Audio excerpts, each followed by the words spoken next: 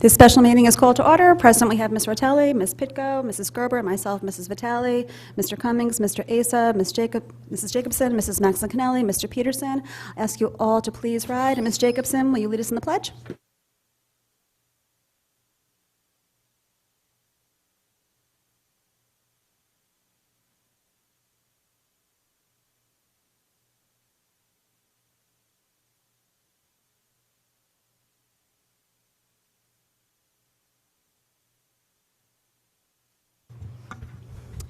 Thank you all for being so diligent in getting your questions in to the superintendent over the weekend. And thank you to the staff for getting the responses back to us. It was very helpful. So before we go into Q&A, I'm going to let Mr. Cummings kind of talk us through a couple things. And after that, we will take your questions. Thank you, and good evening, everyone. I just want to start by, for the board members, going through what's at your seats. What you have, and I'm starting at the top here, what you have is a printout of the responses to the questions that you raised, as well as, and then you've got backup questions were raised that are cited in the spreadsheet as needing further information. So we've given you paper copies of those as well. And then what we said to you yesterday is in the responses that we needed a little bit more time with a couple of the requests. So you'll have there as well the information that came in today. For example, included in that would be the athletic budgets from the 2 high schools, as well as some information on from Mr. Mancusi. There was a question about ORF instruments. There was a question on the program assessment detail. All those pieces are in there. Fill pile expenses, all those pieces are in as you go through that pile. I also wanted to point out, just give me a second, I've got to find it.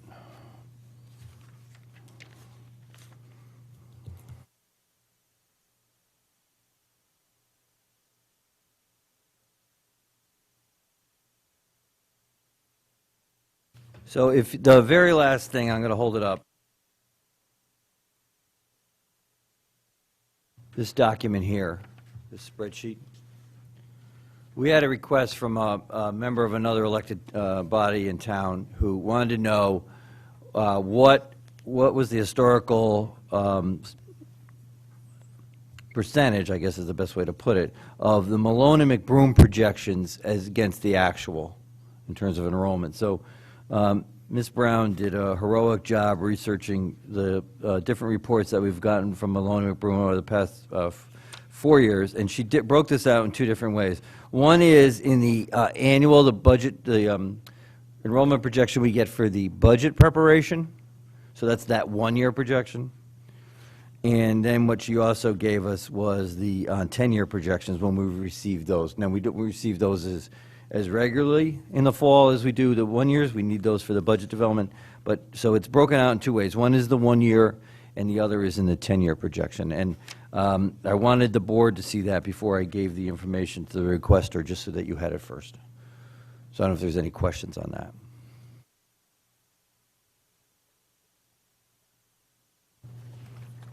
Does anybody have any questions at this point? Mrs. Jacobson? Sorry, can you just say again which projections these are using? Yeah, these are the ones from Malone and McBroom, because if you think back, we used to use the MGT firm, and you've got the 1-year budget projections that we get that are single year. You've also got it broken out by the 10-year projections when we've gotten those.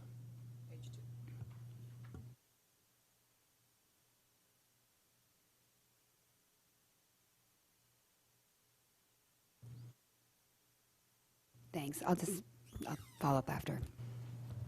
And of course, board members can review this, and if you have any questions, you can send them to Mr. Cummings after the meeting.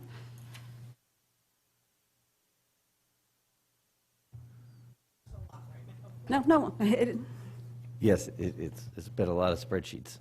All right, and then if there's no questions on what you've got, the next thing I want to do, and I'm just going to ask those of us at the front table to move.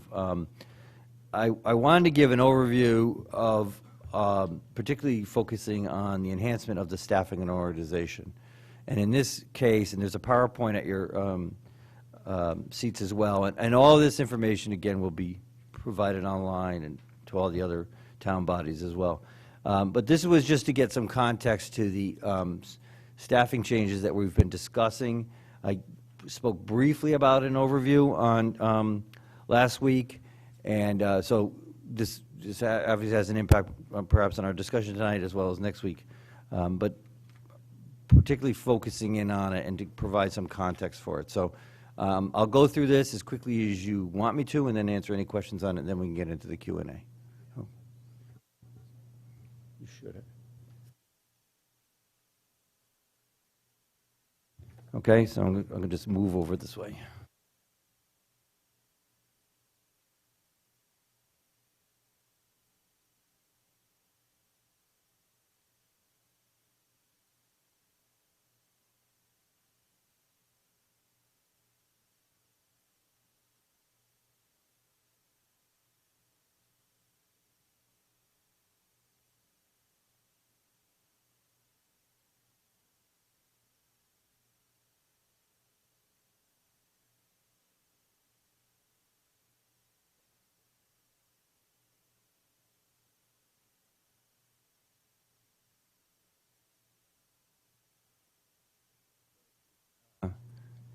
All right.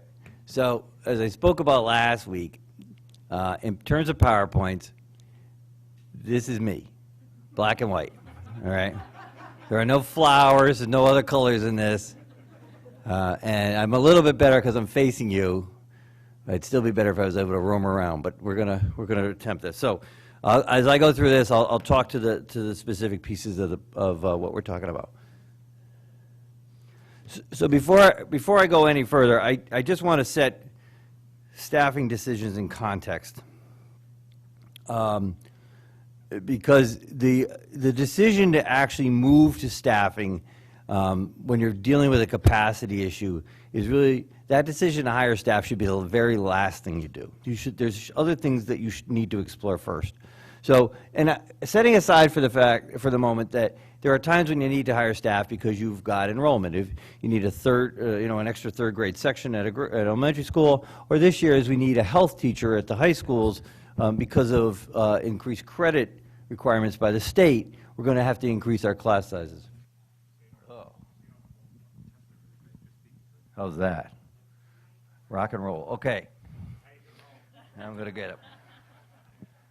All right, so this essentially is how we go through this. We work, and this is a collaborative process. We identify the need.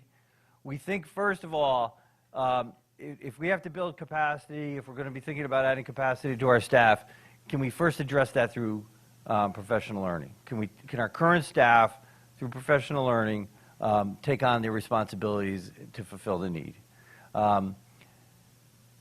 If we do that, is there capacity in their time, in their schedule to do that, or do we need to think about moving existing functions within staff? And you'll see some of that in the conversation tonight, particularly around the central office reorganization, as well as some secretarial changes that we're discussing.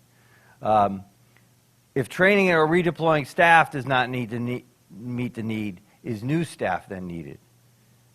And if new staff is then needed, how do their roles integrate in existing roles without becoming another layer? The last thing, it's absolutely a mistake to make any hire for any type of leadership role or support role and not consider the other people with whom that individual will work. Because if you don't do that, and if you don't think about the staffing and trying to integrate their role into the existing roles, what you've done is you've created another layer. And a layer without integration is something that's in the way. It's not going to function well. And ultimately, you're not going to fulfill the need you established from the very beginning. So you've got to do this step. And oftentimes, quite honestly, this is a step that's forgotten when a decision is made to hire. And then as part of that, can other staffing roles be reallocated to keep the staffing levels constant? So if we needed to add, and this is what we tried to do in central office reorganization this year, can we reallocate what we have in order not to hire and have additional FTE? And what is the maximum FTE level necessary to fulfill the needs of the role? So particularly tonight, I'm going to reference the public affairs officer. We're starting that position as a 0.5 FTE. Several people have said to me, don't you think that should be a 1.0? And I think, well, maybe it should be, but starting out of the gate, I'd rather that the role define itself over time than build it too big to begin with. So there's a level of patience with all of this that we have to employ as well. So central office reorganization. These are the questions that we ask as we've been going through this process. And these questions we've been asking ourselves since August. And to be honest, before August. I've been asking them to myself. So how to best support the instructional staff to achieve the instructional mission of the Fairfield Public Schools. Our job at central office, we don't exist without schools. We don't exist without kids. So our job is solely to make those, every classroom function at its highest level. That's what we should be doing. How to ensure all processes and operations seamlessly support instruction without creating additional work or burdens. How do we not become a bureaucracy? How to ensure that every budget dollar and resource is used efficiently or effectively to support instruction. How to build coherence across the departments of the Fairfield Public Schools. How do we function well as a team in central office and throughout, and demonstrate that throughout the schools. And how to build sustainability into all processes and create a consistency of oversight of systemic improvement in processes that work in the Fairfield Public Schools. So one of the things that happens when staff leave is they take with them institutional knowledge, and we have sometimes, unfortunately, a reset when somebody goes. They know how to do something, they leave, and they train the person who's replacing them, but you can't convey all that knowledge of years of work in 2 or 3 days of working together. There's just too much of that. So how do we build the processes so that they're authentic to the school system, not just to the individuals?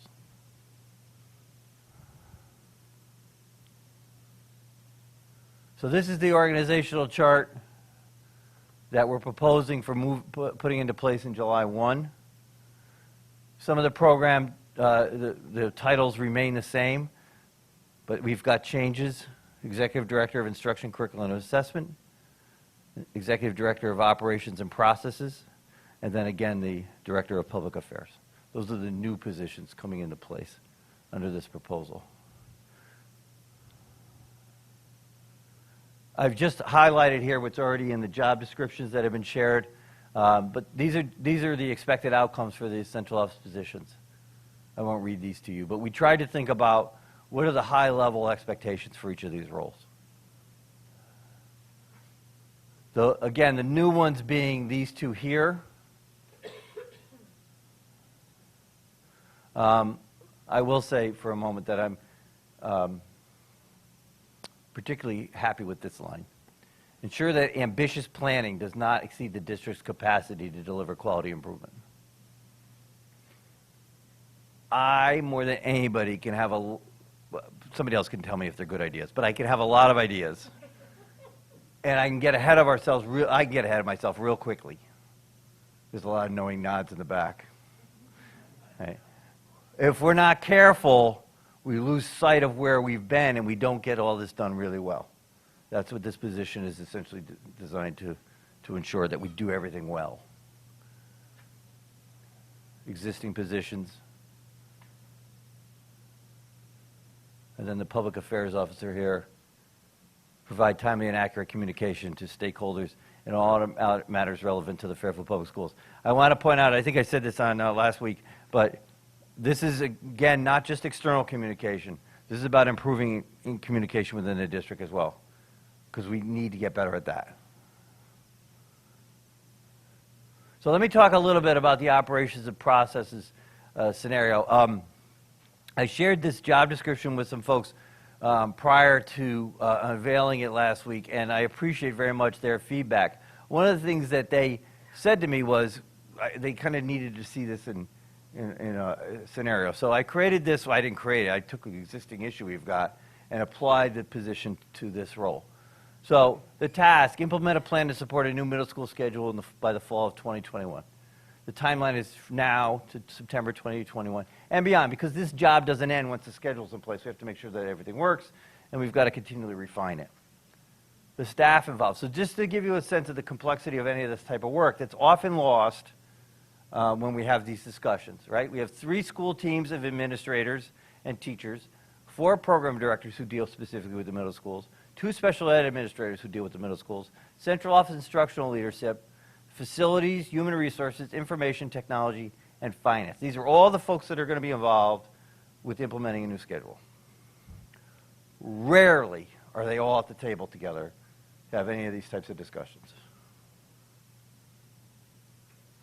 Action steps. So coordinating the following within the above timeline and with the listed staff. So these are all the things that have to happen continuously throughout the process as we're implementing a new middle school schedule, including monitoring the impact of the new schedule beyond September 21 to assure adherence to established vision and goals of the change. All right? It doesn't end. We know this, and sometimes this is what can get us in trouble. We got to go and we're done because something else came along. Mike came up with another idea. So this is the idea of we have to continually monitor these things while it's happening or once it's in process. All right? And there's a lot of troubleshooting along the way here. All right? Our plans are continually evolving based on other things that are happening across the district. One of the things that I just wanted, and we had a board question about this. It was mentioned in the PowerPoint last week with standard-based IEPs. All right? So that's something else that's happening in the district. That's something else in the district we want to integrate into this. How do we integrate that change into this work as well? Where do those pieces fit together so that our staff understand that these things can be mutually supportive?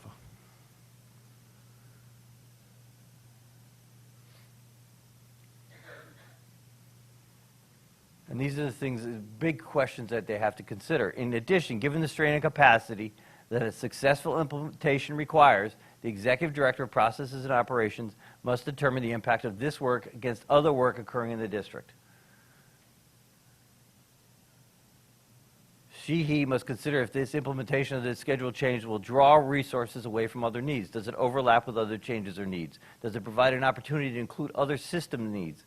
What other work must be postponed, and what are the consequences of that postponement? We need somebody in charge of this operation to bring us all together and to make sure everything happens on schedule and gets done right. And then these are possible other things that I came up with just relatively quickly. Some of these relatively small, some of these bigger, but these are all things that we have lost institutional knowledge of over time, or we can get better at. We are, for instance, still far too much a paper-driven district. Our field trip forms still come in on paper. Our professional development forms are emailed PDFs. Right? We can get better at a lot of this. Who does what in these processes is not always clear.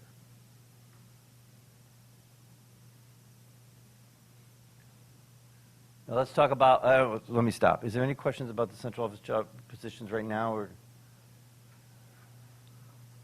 I can. Yes. That specific position is, sorry. And for that specific position, are there any aspects of that job that you can identify as that will now come off of this person's plate, that will come off of this person's plate? Do you see, I mean, I certainly see that as being simply fulfilling a need that hasn't been met, much like the middle school SRBI coordinators as were described in the replies to the budget questions. But is there anything that you would say that it's helping to take off another position? I think it's taking, depending on the scenario, depending on the thing that's being done, it's taking something off of everybody's role, or it's supplementing other people's roles. For example, going back to these requirements, all of us involved in this have these responsibilities, but we're all seeing it from our own lens. So because we add this position doesn't mean that I no longer have any role here, but now we've got a critical voice coming in to look at this, to make sure we see what we're forgetting. The same thing, it would serve as a support for the middle school principals or the program directors. So I think to some degree it's a necessary redundancy. But what they'll be able to do that none of us currently do is own the whole thing. And that's really a driving factor, putting somebody behind it, giving them ownership. You're welcome. Anything else right now? Okay. So let's talk about the middle school SRBI coordinators. These are a certified staffing position at each of our middle schools. So it's 3 total FTE. The expected outcome of this job is to support all staff to plan, implement, and progress monitor best practices in Tier 2 and Tier 3 interventions with the goal of closing the achievement gap and growing all student achievement in literacy, numeracy, and well-being. So the middle school current structure, and it will be the middle school structure going forward, is that we have teams at each level, 2 or 3 teams at each of the grade levels. So you have 6 teams, you have 9 teams. But each of those teams works as a team upon itself. There are then also building level interventionists who work with grade levels and teachers across the school. A lot of the oversight of the current SRBI process falls on the administrators, the building-wide oversight. And as good as they are at it, it's only one of their many responsibilities. Similar to the executive director of process and operations, we want to put a single individual behind this job in order to coordinate it across the school. Excuse me. So, working across, so fundamental issue with our middle school SRBI program. We have very limited intervention opportunities for students. All right, we've got a reading course that runs all year, and pretty much, and then we've got some classroom-based interventions. We've got special education services as they exist. We've got EL services. We've got tutoring supports. But most of this happens consistently. It's part of a student's schedule. It's what they do. It's where they go. What we don't have is a flexibility to respond to student learning needs. So, unfortunately, all learning needs are, to some degree, treated the same. What we need to do is vary the interventions that we offer students in order to increase their effectiveness.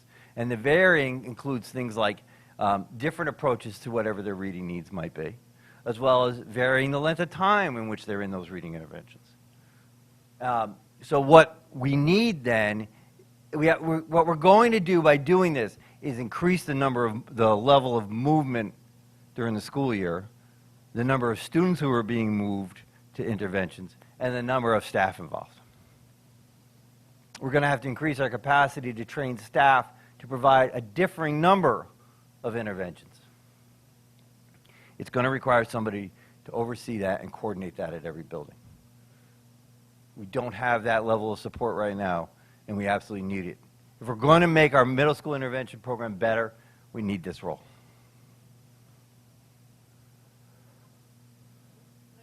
Yeah. Right now, in the current model, how do you identify students at the middle school level that need SRBI intervention? Is it data, or is it a teacher recommendation? It's really both. And a lot of that happens at the team level. So one of the things this position would allow us to do is it would identify students, it would begin to group students across team for interventions. That happens now, but it really is limited to, like I said, these single-year courses or these other levels of courses. This would allow us to start to vary the length of some of those interventions and the type of intervention. But we might have 2 students on a single team, but if you were to add the other 6th grade teams or the other 7th grade teams, you might get up to around 10 students, and now you've got an efficiency of resource. You can bring those students together for that intervention. That's not something we can really do now effectively.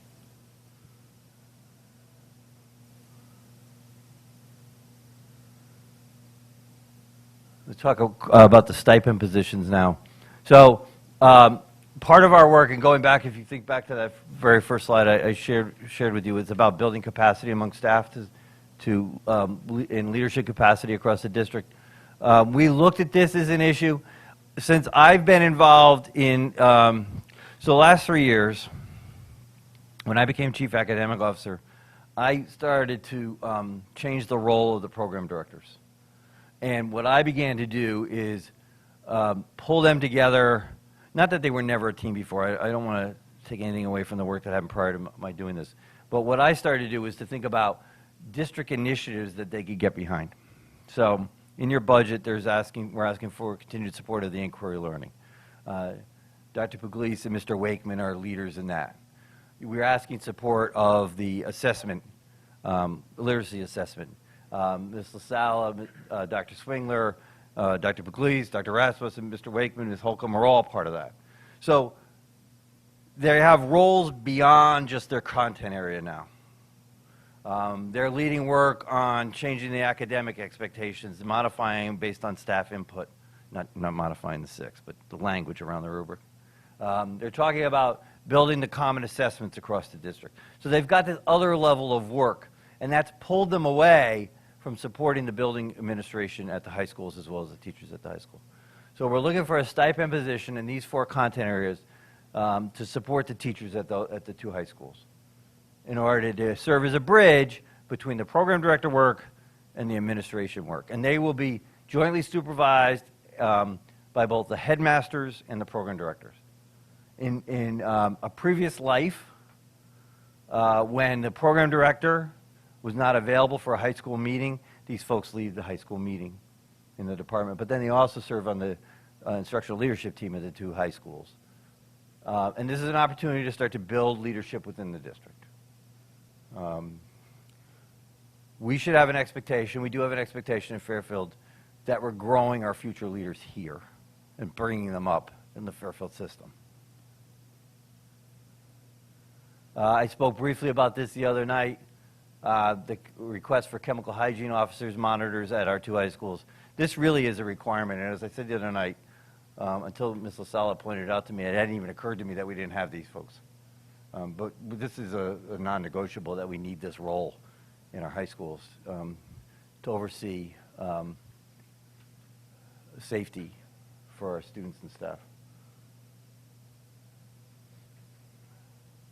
So let's talk about continuing education, and why I want to end the continuing education program in Fairfield that the Fairfield Public Schools run.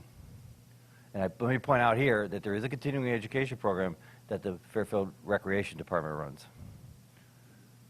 It's really down here on the bottom line. We're losing money. Several years ago, when Dr. Boyce was here, the decision was made that Bridgeport would take over our GED, our required programs, our GED and our ELL programs. And we continue to do that work with Bridgeport. We pay them a fee of $25,000 a year. They take in our students, Fairfield residents, who qualify for any of those programs. So we've been running a continuing ed program that has several strong courses, and many other courses have gone away. And so as you can see, and this is in your packet, obviously, we could talk further about this, but we've been losing money consistently on the continuing ed program. We've tried several ways to increase the number of courses. Last year I had several staff members step forward and take on courses, but we don't have the ability to sustain this program. So my recommendation is that we curtail the program. I've had a conversation back in the late fall with Mr. Calabrese at the Recreation Department and told him that this was on our minds. We can offer him or give up the courses that are currently running to include under their umbrella if they so choose. But we can't continue in good consciousness to run a program that's losing money. And we have a competing need for the staff that are involved in this. So currently we have a secretary in the central office position whose part of her responsibility is to oversee this program. We have other needs that supplant support for this program. So currently, the other part of this person's job, who oversees continuing ed, is registration. And she's the backup for our full-time registration clerk. What we want to do, we have a position in Mr. Papageorge's office who's been a split position between effectively what I call business support and student records. I want to create a position that goes to the instructional side of central office and a position that stays on the business side of central office. So this person would continue to support the registration process.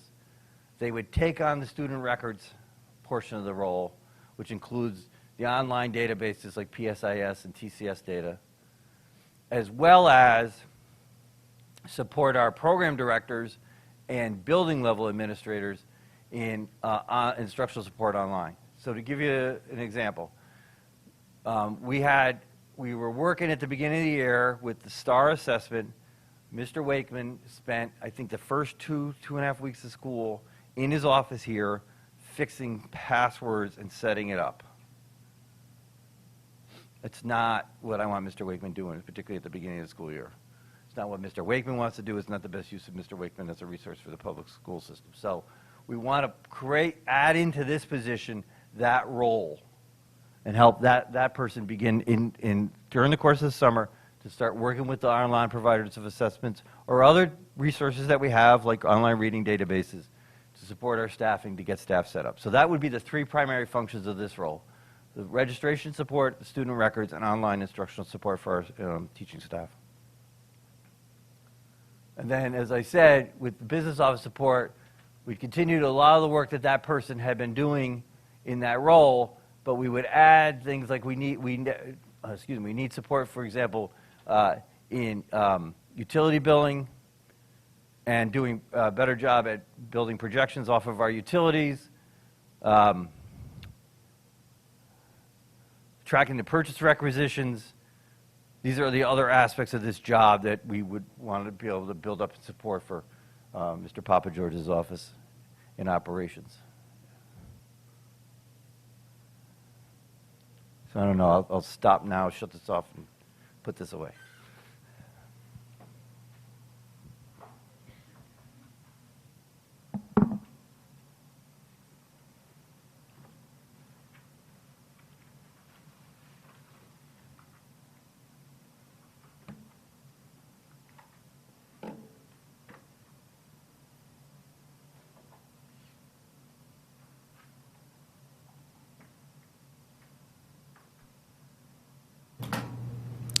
Does the board have any additional questions about the presentation?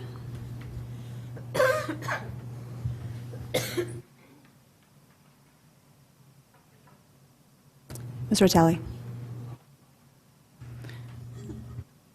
Thanks. Forgive me, did you send us the job postings for the middle school SRBI coordinators, what the requirements are for that position? Excuse me, I believe those went in the Friday packet.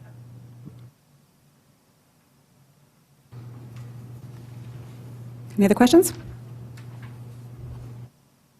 Anything else, Mr. Cummings, before we move along?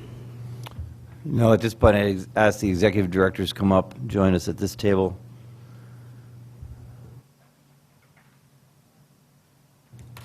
It's kind of like Field of Dreams, right, where all the players come out of the corn.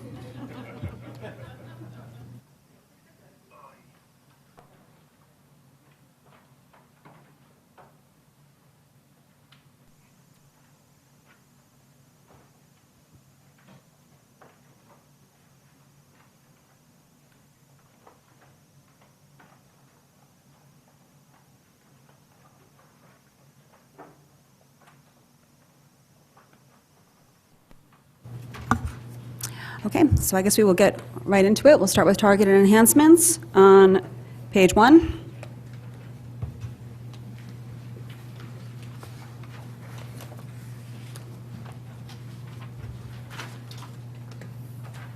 Any questions?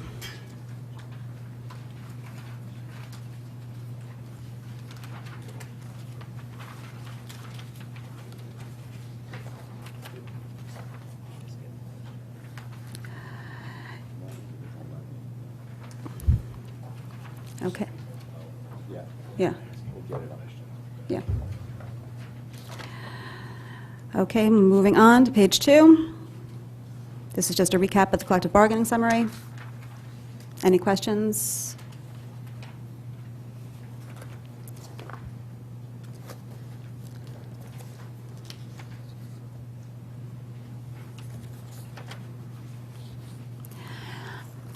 Moving on to page 3, consolidation with town departments.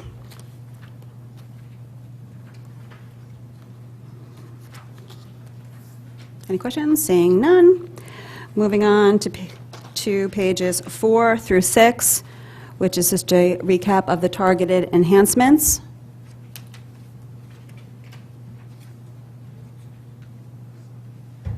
Can I just say something? Yep. I did not get a chance to go through the answers to all the questions, and most of my questions started with pages like 4 through 6. So is there any way that I can come back to it next week, or I'll just ask the question from now to this week if I need further answer from what they provided? I don't want to ask it again at the table if they've already written the answer down, but I haven't had a chance to read the answers yet. You can ask the question again here now, so if you want. If there's especially one question that you're particularly interested in an answer that you feel was, Okay. Well, just as a follow-up to that, would it be possible to have the opening agenda item for next week's meeting be, review of previous week's material? Because I agree with Ms. Picco. I mean, I did read most of them, but I was reading it online, and I'm not saying that there will be any, and if I can follow up in writing, I'll do that. I'm just asking regarding the agenda and public expectation of what we'd be talking about.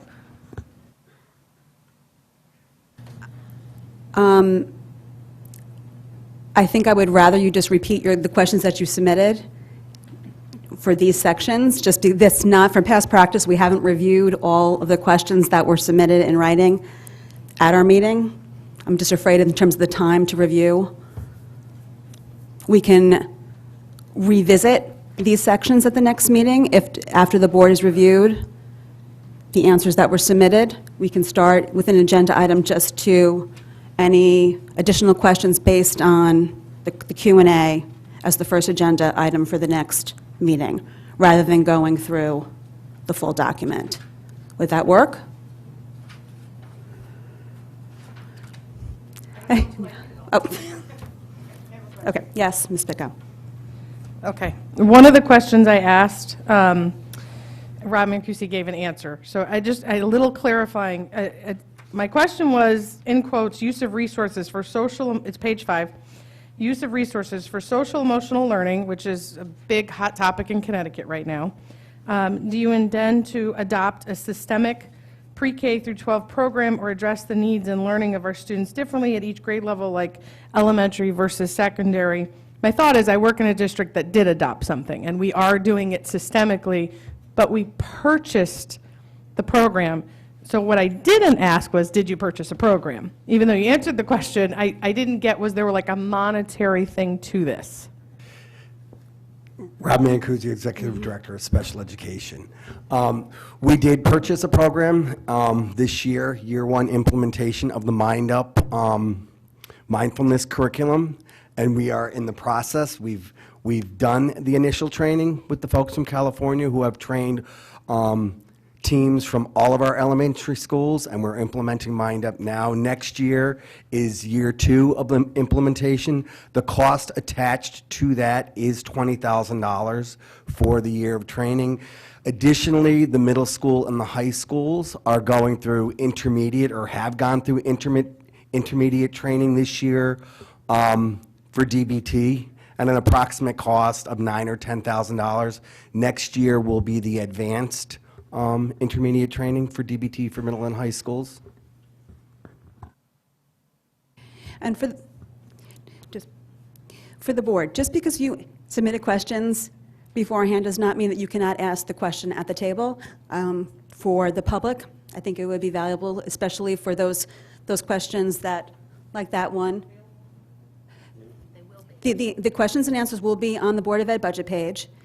Submitting them beforehand enables the board to get some information before the meeting, and also enables the staff just to prepare so that when the question is asked at the table, the staff has information to give. So for those, you know the questions that you asked. If there's some that you were curious about that don't necessarily need to be asked at the table, they are in the document, which will be available on the website for the public. But if there's something that, requires an explanation or further clarification, feel free to ask it now. It's fine if we repeat what was asked,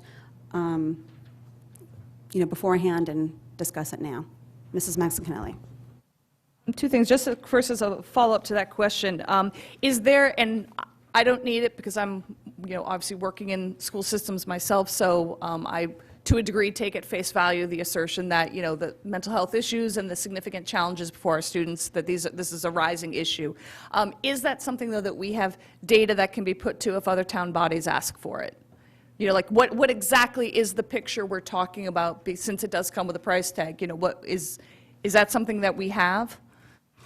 The data that we can provide is, and you're absolutely right, mental health is, we struggle with meeting the mental health needs of our students at all levels.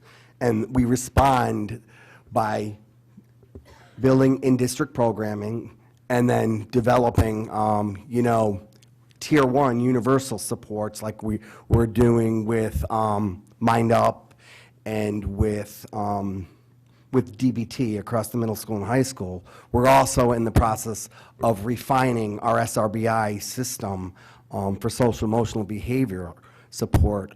The information I can provide to you, if this is what you want, if I'm understanding the question correctly, is the number of students we're able to maintain in district because of the supports that we are providing. The number of students that, because we have in-district programs, we're able to work with outplaced staffs, with families, on determining an appropriate time to bring students back from outplacements because we have that type of support in district. It was more trying to kind of anticipate a question. It wasn't so much more my question, but just wondering, so I can see those being numbers that we need to provide. But I actually I was hoping that Mr. Arnone could speak to, or through the chair to Superintendent, to Mr. Arnone, because I believe we are having a meeting or there is a meeting towards the end of January regarding the ELA curriculum K through 2.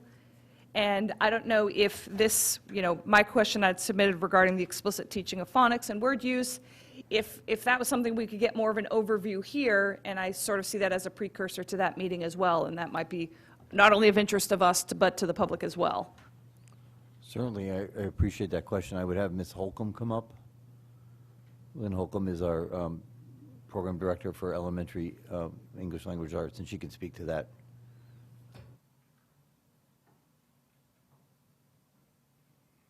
So your question is about improving the explicit phonics and word study? Right, and the fact that we are moving away from something, Yes. because obviously something was seen as not meeting the needs sufficiently, moving to something else, and just, if we could have a little bit more story around it. Sure. Up to this point, there has been something in place, you're right. There is a word study program, K-5, that was pulled together by the language arts specialists, teachers, and administrators years ago. That word study work was usually, almost always, delivered through small group instruction. So it was very differentiated. So we have all these lessons, this information pulled from great resources to now teach the phonics and word study in small groups. What I'm proposing is that we need a district-wide, across all elementary schools, systematic approach to phonics instruction, K-1 right now, and then strengthen our 2 through 5 word study that we already have, but also make it more systematic so that I'm not able to put my hands on, is this school digging into the word study as much as this school and so on? Are all the kids getting the same type of phonics instruction, whole class, and then definitely still use the curriculum that we have or the materials that we have for our small group instruction in addition? I want a systematic approach across the district to phonics and word study. Ms. Pico, I forgot about Mrs. Gerber there. Just, Yeah, I was just following up on the Ms. Pico's question to Mr. Mancusi, just regarding the costs. So when you say with the Mind Up, that's 20,000, that's each year, 20,000. Yes. So it was 20,000 in the current budget, it'll be 20,000. Yes, we And then the same with had the- budgeted 20,000 for this year, and so it's 20,000 for next year, and then we put $5,000 for supporting materials for teachers, too. Okay. And then the other one, too, with the DBT, so you said this year is 9 to 10, and you said next year was going to be more intensive? For the advanced training. Advanced. So yes. is that going to be more money, or is that still the 9 to 10? No, we set aside $10,000 for the advanced training. Okay, for great. Thank our you. staff. thank you. Ms. Pico. Okay, I think my follow-up is actually to Mr. Cummings. I used the wrong word when I asked the question. I said program. I actually meant curriculum, because right now we're working in Stratford on a pre-K through 12 curriculum where students and teachers work on how students cope with anxiety and positive climate, and there's grading rubrics attached. And I was wondering if that's the direction the school district's going in, because I know there is a cost associated with that. And I'm just wondering if it just seems to be the thing in Connecticut that we're all moving towards. Can I answer that question? Yeah, well, you're going to, yes. Okay, thank you. Currently, I am collaborating with the district psychologists and the social workers, and I had mentioned it a few minutes ago, on refining the SRBI process to address social and emotional behavioral issues or challenges that students experience. One of the things we are looking at is we're looking at screening instruments, and many of us have experience using some kind of screening instruments to get a baseline so you can then gather information so you can develop targeted behaviors or targeted interventions for students who need, and then they have progress monitoring instruments attached to them. So after 6 or 8 weeks of running an intervention with a group of 3 or 4 students who are struggling in a similar area to see if the intervention is working. It's not quite what I'm asking. Just to give you a little clarification, this is for every student. This is curriculum designed so that a student who's coping with anxiety or is having a hard time with positive, there's a rubric of an expectation of what the child should do. They learn how to advocate for themselves, or they know when to go seek to their guidance counselor. It's supposed to be like systemic, so they learn it in elementary school, and they carry it to middle school and to high school. And I know it's going to be a big shift for the district I work in. I'm just wondering if we're beginning that process. When we talk about Tier 1 supports or Tier 1 interventions for social emotional learning, we are now implementing. Mind Up is intended to be a Tier 1 support, as well as in the district, we do have Second Step that we're gathering information on how, because all our schools have Second Step, and those are intended to be implemented for whole classroom groups to address social emotional competencies. So what does that look like for a student if they're in a Tier 1? If they're at a Tier 1 intervention and you're doing a Mind Up lesson and you're working on a specific skill to reduce anxiety, the whole group is learning how to do that through watching videos, through reading some books that might be attached to the lesson, through practicing with the teacher or who's ever running the group. And then that kind of, there's common language to use across settings to kind of generalize that kind of skill wherever the student is, and then really to monitor students' progress in that area. If students do not, or if students struggle generalizing, that's when you take a closer or a deeper look at a student who might need more support, like a Tier 2 intervention with a school counselor or a psychologist in a small group. Any other questions on target enhancements? I'm going to take a minute just for board members just to scan the answers that we were given. One thing about the new format is that it is in page order.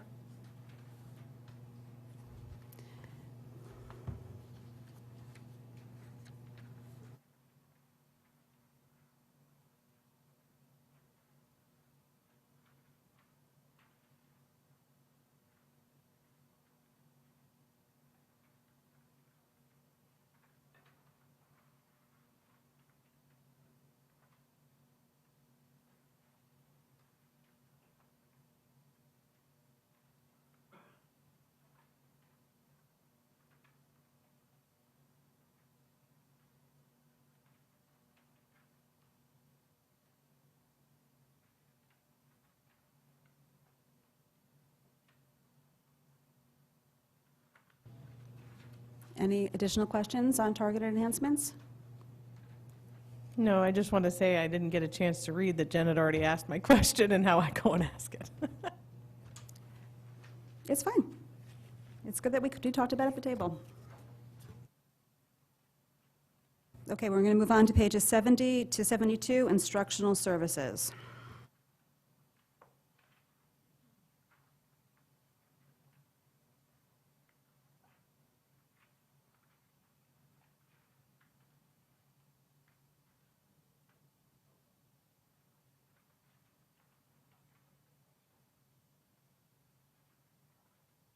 And we're looking at the specific pages, but if anybody has any questions about the executive summary, backup on these for pages 70 to 72.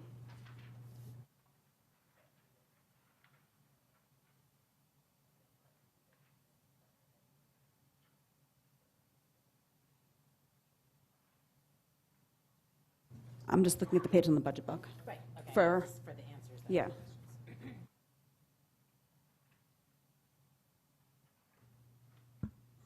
Mrs. Gerber. Yeah, okay, I'm looking, just in terms of the answers, this was the executive summary.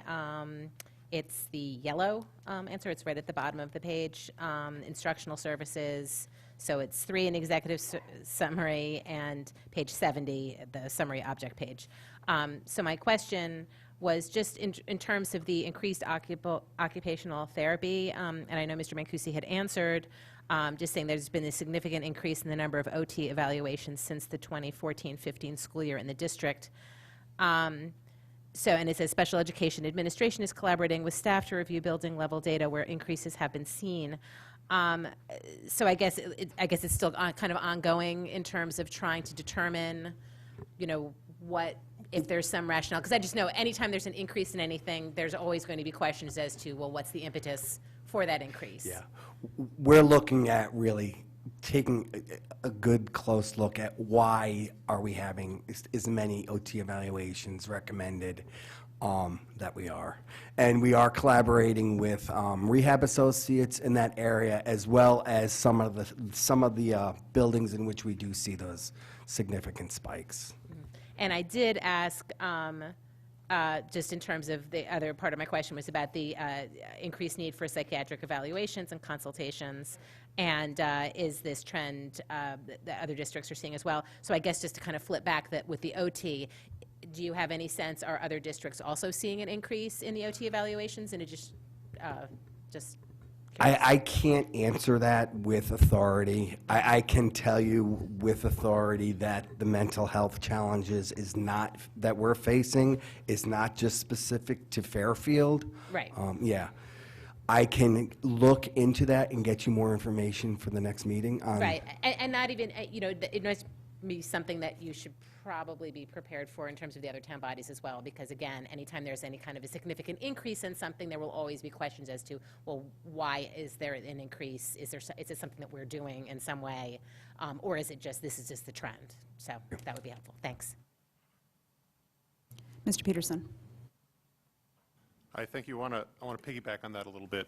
I feel like we're talking a lot about the kind of psychiatric and social emotional needs of the students. At some point, it might be helpful for the board and for the public to have a broad presentation on that focused topic, just as a suggestion.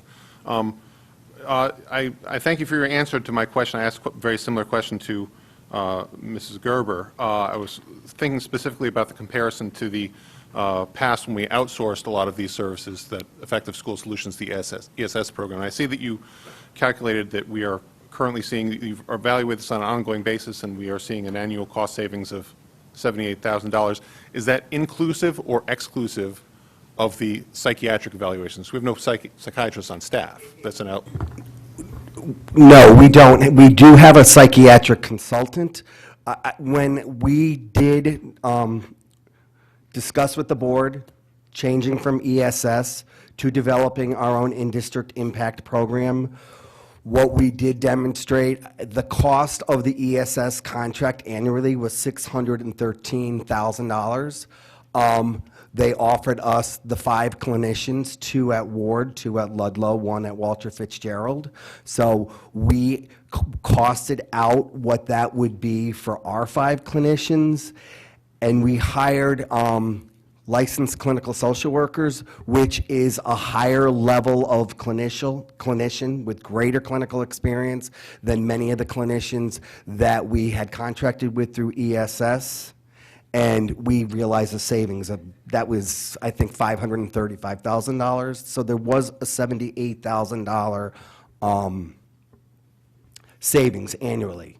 In addition, working with the steering committee who put together the impact program, we did enhance our programming with consultation services with Dr. Davis Gammon, who is a psychiatrist from Yale. Additionally, we added support with Dr. Ellie Leibowitz, who's a clinical psychologist from Yale, to work with students and our Learning Center teachers of students in the impact program on strengthening students' ability to cope with anxiety and consult with staff on students who were specifically school avoidant and developing protocols on how to handle that. Now, this year, we have, we're offering for all of our high school and our middle school psychologists, social workers, and school counselors, something that's called space training. You might have heard it in your districts. It's supportive parenting for anxious childhood emotions, because school avoidance is a big challenge for us. And then we also work with Dr. Peg Dawson. Anybody who knows anything about the field of executive function or executive skills, she is an expert in her field, and she consults with us at a cost of $10,000 a year to kind of improve the quality of instruction that we provide our students in our impact program, to promote their academic success, because many of them do have some academic struggles. I know this was a long-winded answer. I just wanted to give you a picture of the great things that are going on in our impact program, and it's only in year 2, so thank you for listening to me. No, in fairness, I was going to ask my simple budget question and then ask an open-ended question, because my understanding is qualitatively, everyone's very happy with where this program is going versus the previous outsourced solution. So I was going to give you an opportunity to say that anyway. Absolutely. Just to go back to the first part, though, just to be specific, because you mentioned psychiatric consultations in your answer, are those additional costs that are above and beyond? I'm basically trying to think if that $78,000, just from being very specific, would get any smaller if we factored in the costs, additional costs of psychiatric evaluation. One of the exciting things about building the impact program was we were able to, just by exchanging the 5 clinicians from ESS to our 5 internal clinicians, who were all licensed clinical social workers versus licensed practical counselors, which there's a big difference in clinical experience, because of the savings we were realized, we were able to then add the additional pieces to enhance the quality of support and programs that students and families get in the impact program. And I think we're kind of talking around the same point here. Are you saying that the evaluations that you're talking about that you list as psychiatric evaluations are not evaluations that are delivered by a psychiatrist? That's separate. That's what I'm asking you. Yes, I'm sorry for the long-winded answer. That is separate. I misunderstood. So are those are additional costs over and above the cost of the impact program? The psychiatric consultation piece of the impact program is separate from the emergency psychiatric evaluations that a PPT may recommend. So when you do a simple cost analysis versus ESS and our new program, are you comparing the former ESS cost to impact or to impact plus psychiatric assessment? I compared the former, I tried to compare apples to apples, which was 5 clinicians to 5 clinicians. That's where the $78,000 I'm sorry, I was feel like from. we're spending a lot of time on this, and I think that maybe I can just send you a more specific email question, but I think you've answered 98% of what I was asking.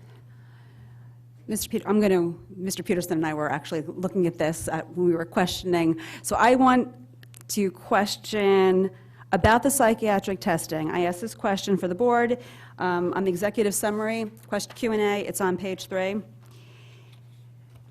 There were 7 psychiatric evaluations at elementary school, 10 at the middle school, and 26 at the high school level. For the 26 that were at the high school level, were those all within the impact program? No, most of them were not impact students. These Okay. are students outside the impact program. If we're struggling with students and we're concerned psychiatrically with them, that's when on Thursdays, we have our consultations with Dr. Gammon. That's when the clinicians would meet with him and discuss those cases. Is that clear? That is clear. So the cost of that testing is separate from the impact program. And the cost that you provided in terms of the $78,000 is just combining ESS with the impact program, and the psychiatric testing should just be viewed separately. Yes. Okay, thank you. Moving on, Mrs. Gerber. Oh, sorry. Ms. Jacobson, sorry. Hi. A couple questions in this area for me. First, on the PSAT information, I'm just curious if the College Board is providing us any additional enhancements to what we're receiving for the annual increases that we're getting from them, or is it just the same that we have always had for the last couple of years?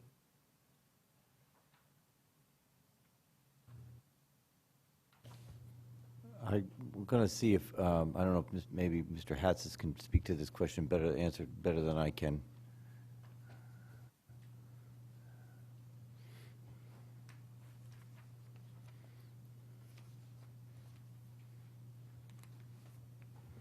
Thank you, Greg Hatzis, Headmaster of Fairfield Ludlow High School. I will say that College Board does provide a number of professional development opportunities that we've seen an increase in the last few years, specifically around the redesigned SAT, and also since we've expanded the use of PSAT in the district.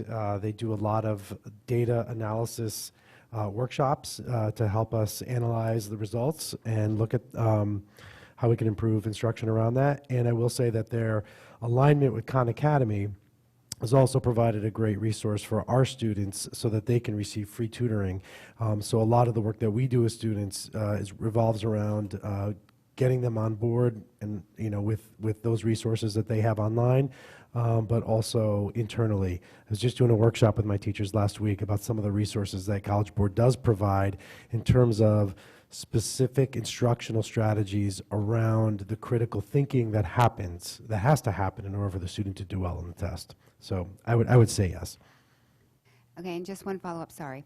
I'm sure no one will have the answer to this right now, but it's just for a follow-up. I'm interested in looking at the correlation between 8th grade SBA and 9th grade PSAT and how closely those two are coming in as correlated with just a few months in between those two testing periods. Please, at some point. Thank you. I believe we might be able to have that information available for you. Dr. Rasmussen is very ill right now, but if I can get that information in time for next week, I'll get it for you. Okay. Going with my questions in this area? Sure. Okay. The next questions I have are on the sports backup material that we got.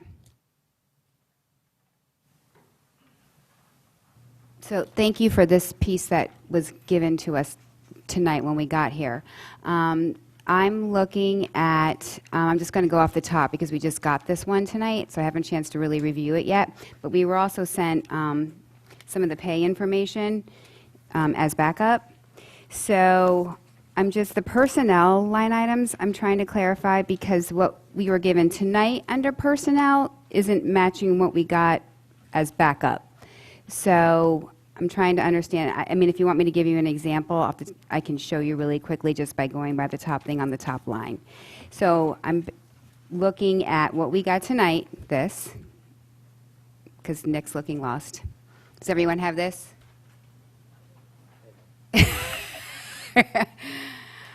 Okay, thank you. So it's just the first one says baseball personnel, 4955, whatever it is. And then in the backup that we got, there's actually 3 different numbers for that same thing. So is the one that we got tonight inclusive of all of the personnel? Because that wouldn't match what we received. And that, again, can be a follow-up if we don't have that right now, because I know the ADs aren't here. So that's a question that I have. Does anybody have that right now? Okay. Which attachment are you looking at? Can, 2021 budget worksheet FWHS on one side, 2021 budget worksheet FLHS on the other side. That's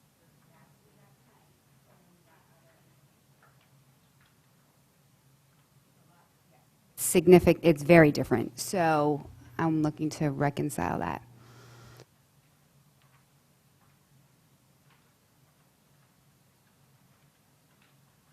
Again, it's not something that you have to answer right now. It's just a follow-up.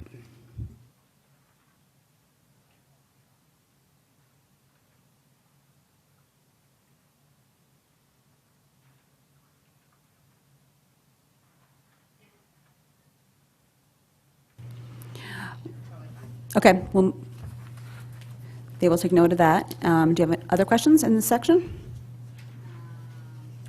Not on those 2 pages, thank you. Okay. Mrs. Gerber? Okay, I'm going to go back. It's, again, the executive summary, 3, the yellow.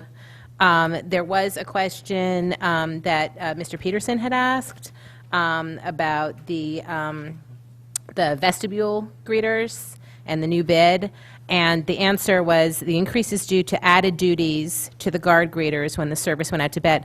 Can you just provide any detail as to what the added duties are? Yes, so now they're also, not only are they sitting in the vestibule and greeting visitors, they're also taking tours of the buildings and doing an outside perimeter walk of the building. So they're not just sitting in the front lobby anymore. They're doing maintenance, they're doing routine checks of the building, inside and outside. And so had that not been done before, or was that being done by somebody else? And It was being done and still is being done by our staff right, that's what I security, thought. So but this is just an extra it's layer. an extra layer. The staff security guard comes up and covers the visitors on the front desk, and the guard greeter goes and does a routine walk around the building. Right, and then they switch, and then, so it's just Correct, they providing cover each more other as well. coverage to go around the entire campus. Okay, Correct. thank you. And then, May I ask a quick follow-up to that? yes. So, and I'm missing the page, but that comes with a dollar amount? What you've just described? It does, believe it or not. In the security world, that is a added charge because it's a added activity other than just greeting So to people. Mrs. Gerber's point, if those were jobs that were already being done but by somebody else, by shifting them to this person, it's now costing us more. Why would we do that? We were directed to do so. Okay. Do I dare ask by whom? Yeah. By whom? By personnel that's no longer with the district. So is this something that we would reconsider? We could once the bid is up and we go back out to bid. Okay, thank you. And just to follow Mrs. up on that, Gerber? when is that bid up? I would have to get back to you on that. Okay, thank you. Ms. Pitko? My question is on page 69. It's, I'm sorry. Did I do that right? Is it? We're on instructional services right now.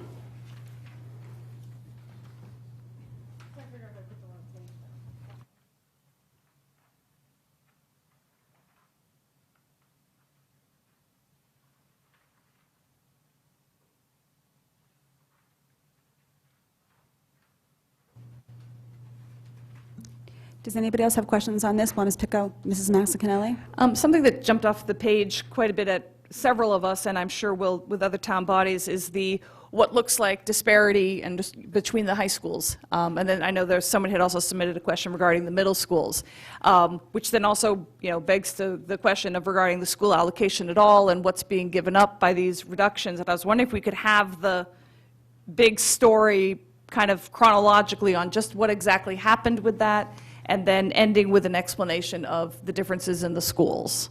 And I'm not sure to whom to direct Mr. that. Cummings, we'll start with you.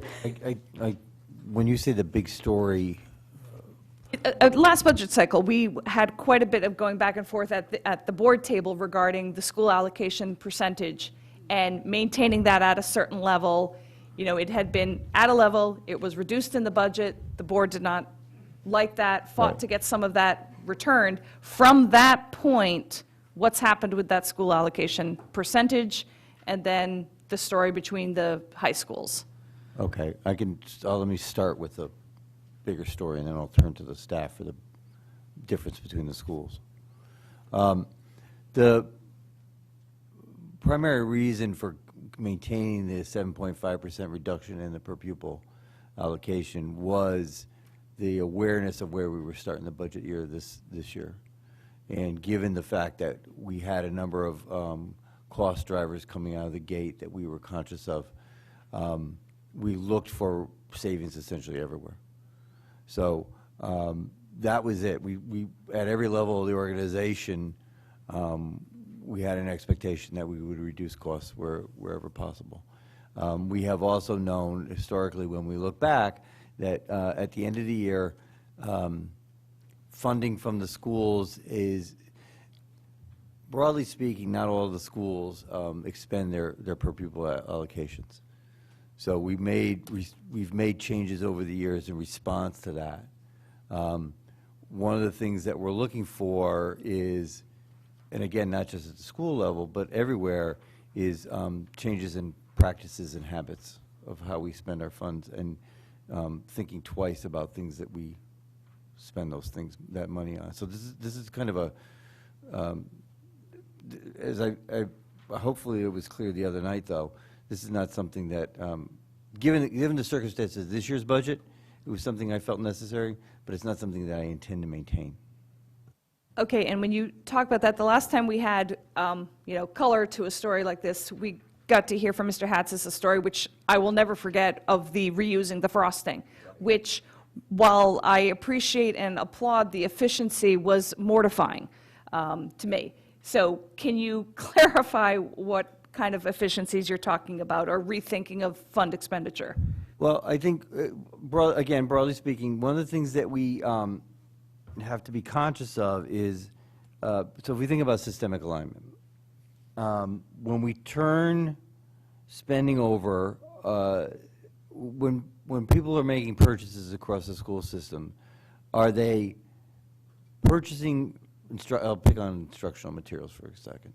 Are we purchasing instructional materials that align with our curricular expectations and outcomes? Or are they things that fill the time?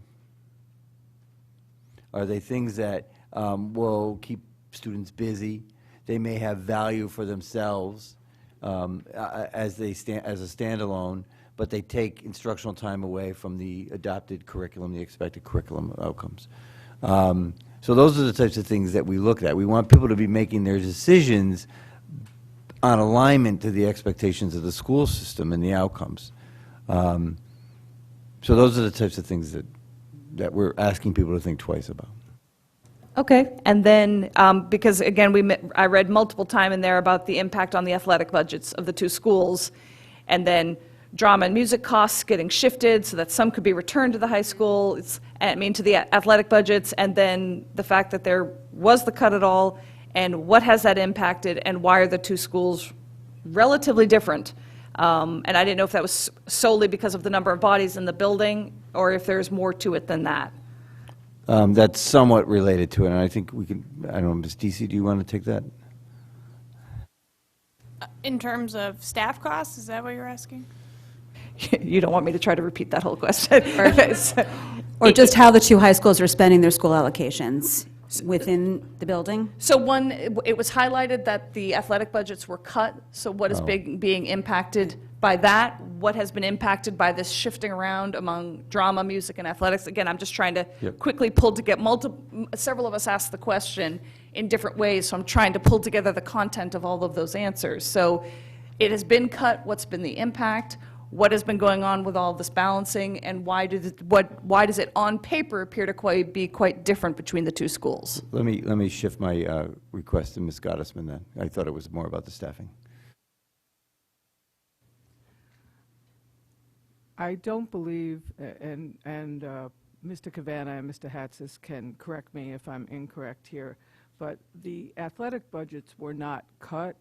The allocation for extracurricular activities shifts on a regular basis. For example, one of the questions was the drama question, why there's a difference at one school than the other. In order to meet the needs of the athletic teams, perhaps because of making state tournaments, making FCAC tournaments that are not easily known, they have extra costs. So the drama has a budget where they have they bring in income, perhaps through ads, and they have their own activity account, so you can shift some of that money as a principal from drama perhaps to the athletics. But I know that the principals have some discretion as far as where to move the monies, where it's needed, but they were not cut. The athletic budgets were not cut. They just have to shift when the need arises. I'm looking here, this is on executive summary, budget detail, page 2, top question, in order to compensate for the per pupil expenditure cut that lowered the athletic budget.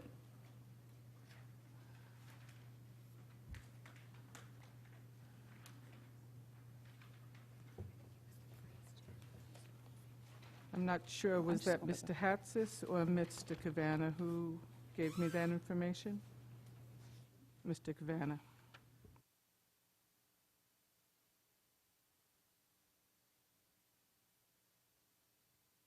Good evening. So when you're looking at a school budget, you get your per pupil allocation, correct? And the per pupil allocation differs by how many students that you have in your school. So Mr. Hacktick and myself work very closely to try to make sure that, that we're spending money similarly on all our programs. That being said, every school is different and every program is different. So when you look at athletics specifically, my athletic budget might be less than Greg's only because the per pupil allocation is less. Not that I want to spend less money than he wants to spend. But in order to address that, so you still need the same number of buses, because you still have a soccer team or so on and so forth, we look for other areas. For example, in my school, the drama, which is able to be somewhat self-sufficient because of what they have in their activity account, to then put that money to athletics in that case. Is that answering your question? Okay, so it's just, I guess I find the text of the answer just a little bit misleading. I certainly understand your answer. So there has not been a cut to the athletic budget, essentially. No.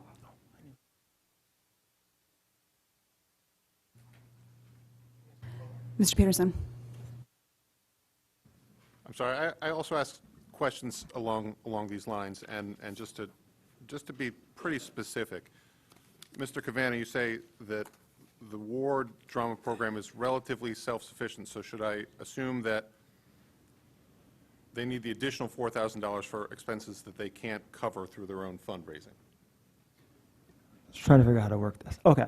So for award specifically, when we looked past budgets, they spent around $3,700 to $3,800. So understanding that I still wanted to fund the specific program, we have a great drama program and our kids do an outstanding job. I knew 4,000 was a comfortable area that myself and the drama club advisor could work with. So a lot of times that specific money could be used for licensing costs and things like that, because we're able to then compensate on other things through selling tickets for the shows. Sure, but the way it looks in the budget is that Ludlow has 3 times that amount. So why shouldn't they both have the same amount or a similar amount? I mean, I understand that historically you have staff that, want to produce plays of a certain level of complexity or and the rights may be more difficult to buy for one play than another play, but shouldn't they have the same opportunity? Shouldn't they have the same resources available to them? Part of the budget line not only reflects what you're anticipating that the coming year, but what has historically happened over the last few years. As an example, over the last few years, I had cut back on the drama budget because there were a few productions in which, through ticket sales, we were able to maintain a healthy balance in an internal account that we have at the school, one of the activity accounts that's related to the drama club. Over the last year, that had been reduced considerably through some expensive props that we needed to buy or some other things. So that account, which had been relatively depleted, we had to compensate by reintroducing more funding through the Board of Education budget. So, a little of it is the historical trend, how other things are spent. With athletics, for instance, in the cutbacks when the AD submits a request and we can't fund it at the requested level, there are adjustments that are made, such as maybe some teams have to delay the purchase of uniforms. So, like for instance, this year we allocated more money in athletics so that we could maybe restore back the cycle to get some teams back on track in terms of uniform purchases. Sure, I hear that. I mean, I guess coming back to things that Mrs. Kennelly was talking about, I kind of want the staff to hear that what we're interested in is equitable distribution between the high schools, equitable experiences between the high schools for students. And if you're assuring us that this is the case and that the reason that Ludlow is funded 3 times more is more from past experience, internal account management, I understand that, but the fundamental issue is equity, and that's the thing that we're looking at when we see just the budget line items. That's what we're fighting for. I just want to jump in here because I appreciate where that's coming from. I think one of the difficult measures of equity between 2 high schools or elementary schools, middle schools, is that looking at it simply as a level of similar funding. I think one of the things that we have to be conscious of is the budgets that the principals develop at each levels reflect the culture and climate and interests of the students, particularly as they move into middle and high, and there's a greater number of opportunities. So oftentimes, clubs will become more popular depending on the advisor, or that might be a much more current topic at the time. Drama clubs will rise and fall with the level of production that they choose. Bands and choruses sometimes with the repertoire. So I think that, to Mr. Hatzis's point, there's to add to that, there's also an historical level of this work that has to play into it over time as well. So it's difficult sometimes to look at a single budget as a slice of life and then see that equity. The place where this often shows up, and it's not shown up yet in Fairfield in my 5 years, so let me just jump to this, is sometimes the level of, let's say, library funding. Often it will vary depending on the hiring of a new library media specialist who looks to cull the collection and looks then to make additional purchases. What we look for is equity over time. So I truly appreciate that that's a focus of the board, because that's a really important thing that some people will miss, but I think there's a level of complexity that we just have to add in, and I appreciate the fact that the headmasters are putting that piece in place. No, and just to be very specific, I hear that. When we were presented with a budget book with line items, that's why we're here. That's why we're asking the question. So I actually really appreciate the level of detail of all the answers. Thanks very much. Mrs. Jacobson. Couple follow-up on that. Another question that I have, if we can get, you don't have to answer right now because I know you're not going to have it, is can we get some participation numbers around sports? Because we didn't get that in terms of, percentage of student body and gender breakdown and that kind of a thing. Are you looking for an overall or team-based? I don't need it necessarily by team, but Okay. that would be great. But if you don't have it, at least overall participation and then broken down by gender, please. And then the last question on this is this the one that we got tonight. What does recondition mean? So all of the equipment that comes in is required to be reconditioned so that make sure that it's safe. So like a football or a lacrosse helmet, for instance, it's sent off to the company. They check, everything on it to make sure that all components of it are at the code of safety for student athletes. Thanks so much for clarifying that. And then on the allocation chart, my last concern, since we're on that right now, previously in the two ones, I started asking for this chart a couple of years ago, and thank you for updating it. The previous two, there were allocations for pre-K and ECC, and there isn't any on this for next year, and I'm just wondering why that is. Allocated in 17-18, 12,150, and 18-19, 6,912. Well, as of this year, when we consolidated everything from pre-K to ECC, we did away with the pre-K funding, and everything just budgeted through ECC. So are we doing 4,000 for ECC then? Is that what we're budgeting in terms of an allocation? That's just for equipment.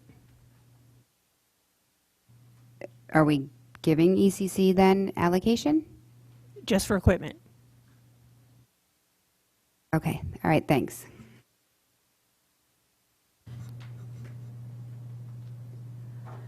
The money that was used previously through the allocation for the ECC, is that built into just to the budget now?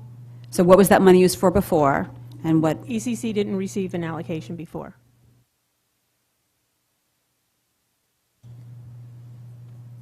Okay, thank you. Any other questions, Mrs. Jacobson? No, thank you. Ms. Picco, did you have you were looking? Nope. Okay. Mr. Asa?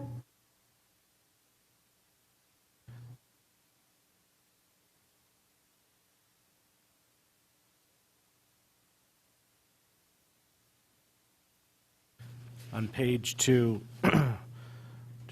fourth question down, Mrs. Rotelli asked, on the legal services. So I appreciate this breakdown that we were given tonight. And it seems to me like we're about on course for roughly half of what we spent last year, sticking to the budget. Does that seem about right? Any reason to think that there are going to be any unanticipated costs?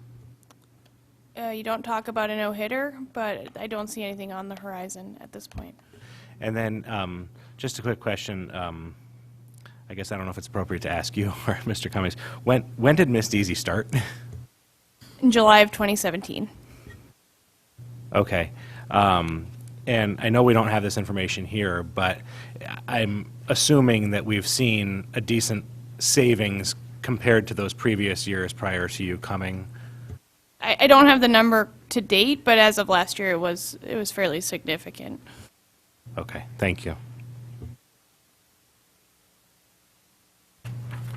Any more questions on instructional services? Okay, moving on to contracted services, pages 72 to 75, and the related questions from the executive summary for those object items.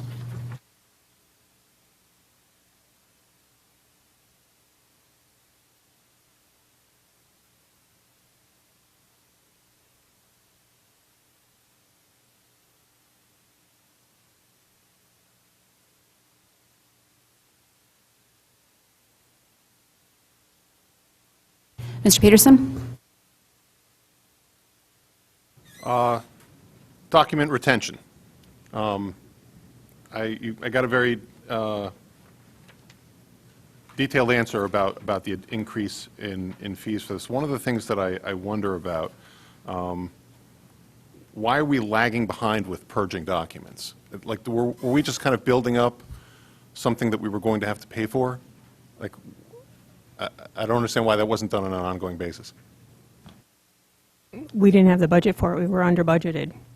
So that was one thing that we put off, and it's gotten to the point where, we can't do that any longer. We have to at least make some progress. Because we're paying to have the records retained, and we're also paying to have them. So you're saying we're kind of building up a thing that we're winding up paying twice. We're paying to retain records that we should have purged. Yes. All right. Thank Ms. Deasy, do you have anything to add to that? You look like you want to say something. Okay. Mrs. Jacobson. Going on contracted services, the AC consultant item. Question, it's 1, 2, 3, 4 on the page. So summary page 72, question page 29. My question is, assuming that this passes and it stays in the budget and we don't have any more, emergencies, when do you think the RFPs will be ready to go out? That's Mr. Papageorge. So we're hoping to get them out. Well, let me back up a little. We are working with the town right now on an RFP for an oversight contractor for escrow companies, so energy savings companies. We're trying to merge some of the AC study work into that specific for like controls, and so that there may be some savings there by grouping it together. That the town is just about ready to put out. That has a 4-week response for the RFP. Once we have better information from that, we have already worked with the town and we're ready to roll out our RFP for the air conditioning. We just want to see what information comes back. We may have to make some adjustments to it, and then we should be able to follow right behind. Okay, and you may not know the answer to this until you actually hire the contractor, but what would be your estimated timeline on before the board would receive a report from that consultant, given if, based on this answer, you start during the summer? Do you have an idea of how long it will take for them? And I assume this is going to cover all campuses? It will cover all campuses that are not currently fully air conditioned. We did an RFP, again, for 4 weeks for response time to allow the contractors to get out, look at the buildings. So we're hoping to do a 4 to 6 week RFP for the air conditioning side. There is a lot of information that will need to be discovered. We're looking at the air conditioning. At the same time, it makes fiscal sense to look at fresh air and sprinkler systems in these buildings that don't currently have them as well, since we're going to be opening up the roofs. So there is a lot to be going into that. So when you do the RFP, are you going to be having them do multiple things? And it sounds like you're doing the AC plus other things as a part of that. So is this $100,000 then sufficient? Because we had just thought that it would just be AC for that RFP. No, the $100,000 that Mr. Cullen had put in did already include the study for the fresh air systems, the air conditioning, and the fire suppression systems as a package. Okay, all right, thank you. Mrs. Maggs-Kennelly. Just one very quick question, because I did not understand the answer. On the executive summary budget detail, and I guess through the chair to Mr. Cummings to Mr. Papageorge, regarding the discrepancy between the two high schools and the sports facility rental, where Ward is twice the amount for Ludlow, and the answer was sports facility costs may differ based on the assignment of the co-op sports. So this is purely a bookkeeping matter? Is that what you're telling me?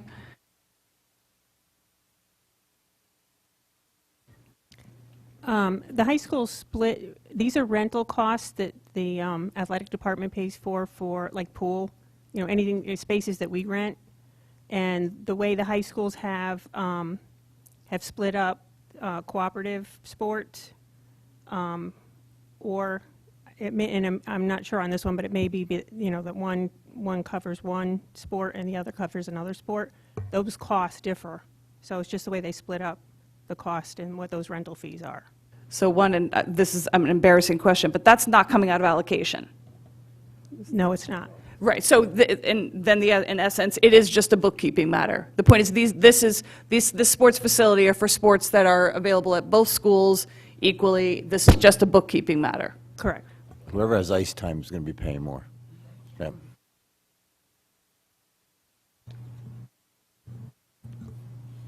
Any other questions? Mrs. Rotelli.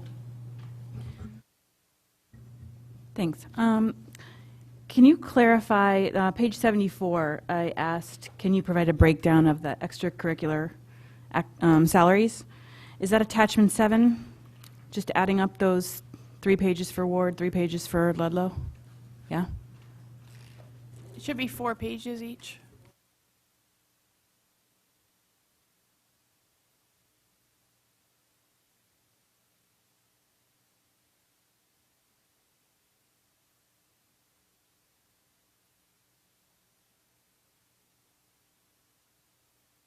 Can I just add, when you do the math on that, you're not going to get the exact number that's in the budget book, because what you don't see in the budget book is that there is a $60,000 allocation at Ludlow for special education extracurricular services and a $35,000 allocation at Ward for those services as well. The reason for the difference is that the Ludlow allocation includes the CPP and WFC.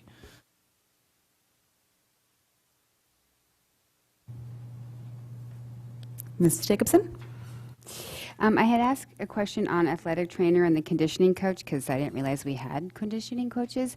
And thank you for the answer, but is that I'm looking for the FTE on that. Is that part-time person, full-time person, 2 people? What is that? It's part of it. Yeah, it is. It's part of the athletic trainer contracted services. It's not an FTE. I don't know whether it's 2 people or whether it's part-time. I'd have to check with the schools.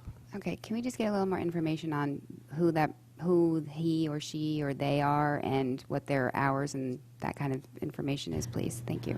Mr. Gavan is coming up. Okay. So we contract out for those positions. So there's one at each school, but it's a contracted position that's rolled into the athletic trainer and strength and condition coach. Out of that one line item, you're actually getting 2 contracted people each, right? An athletic trainer. Each school, so 4. Yes. Okay, so it's 4. Okay, that's what I was looking for. Okay, and what are they? How many hours? I mean, do we have an hour on them? Are they full? Are they there every day? I don't know off the top of my head how many hours, but it's we'd have to get that information for you. Okay, thanks so much. Any other questions on contracted services? Okay, seeing none, moving on to other purchase services, pages 78 and through 84.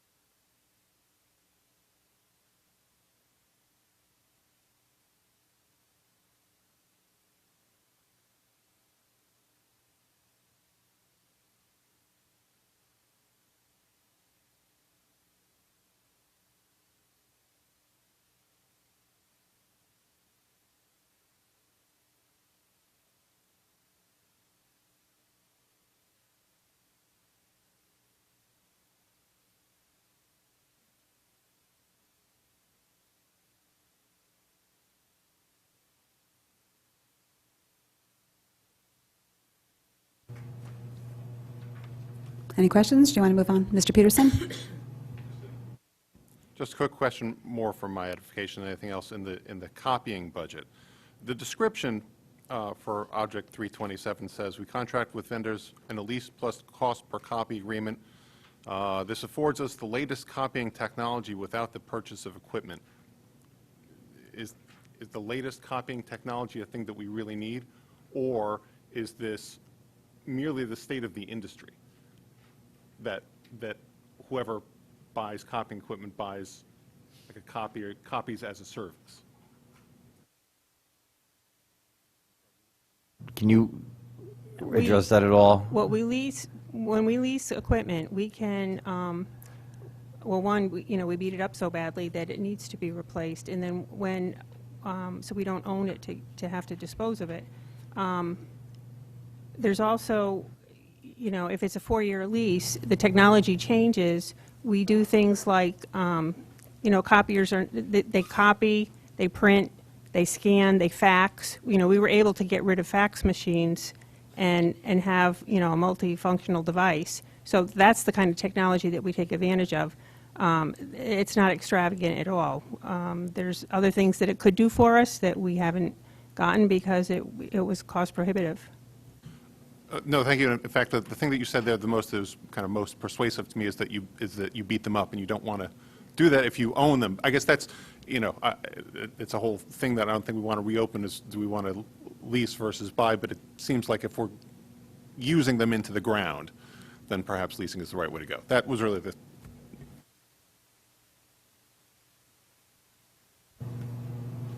Any other questions on this?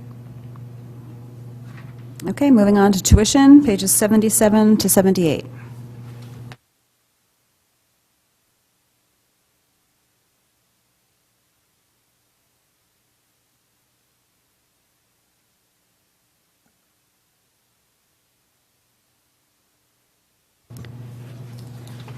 Is that your hand? I know. Let me see if I can, because I took a note here. So this is actually based on one of Mr. Peterson's questions about the magnet enrollment. So I did notice that most of the magnet enrollment is pretty much, there are slight ups and downs, but RCA and Fairchild Wheeler have basically diminished by half. So I was just curious if there was any kind of color to that, any rationale as to why they've declined so sharply. And if you don't know, that's fine. I just that just kind of jumped out at me because everything else goes up and down, and those two have really declined precipitously. I mean, I didn't know if that was just like kind of a blip, or if it's something that we see is a trend, and so just curious. I could speak, I think, better to the Fairchild Wheeler case. Just following that more through the paper than the newspaper than anything. I think the trend that you're seeing in Fairfield is being reflected in the other sending districts. And I'll say that without commenting on why, except people vote with their feet. So I think that Bridgeport has asked the state to increase its ability to enroll its students in response to a declining enrollment from the sending towns. Thank you. Any other questions on tuition? Mrs. Jacobson? Thank you for the handout that you gave tonight at the table based on Mrs. Maxon Kennelly's question. Your trend of outplacements. I know these are actuals. I was just wondering how they compared, and we can go back into previous budgets to actually look this up, but the projection versus the actual, how close are we coming to when we are budgeting for that over this longitudinal view? I would have to go back and gather that information for you.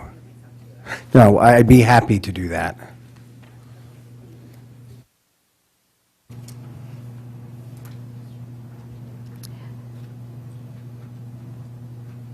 Any other questions on tuition? I'll give you, or do you want a couple more minutes or seconds to look through the Q&A document before we move on?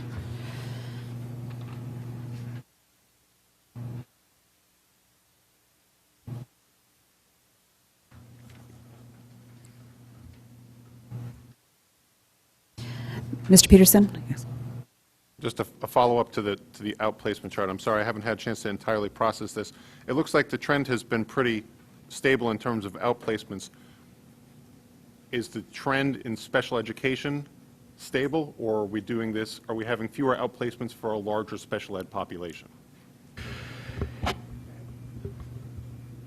A comment So on a that, Mr. percentage McKinsey? basis. Yep. I'm composing my answer in my head before it comes out of my Without mouth. comment, thank you. Could you ask the question one more time, please? I just want to know, I guess maybe the simplest way to think about it is the percentage of outplacements versus the total, from the total population, the special ed population. I will tell you, this goes back to, and this goes back to, it goes back 8 years. is the outplacement data that we got you. 8 years ago, our prevalence rate was, I think, 10.8%. Today, it's 12.9%. It's historically always been below the state prevalence rate. So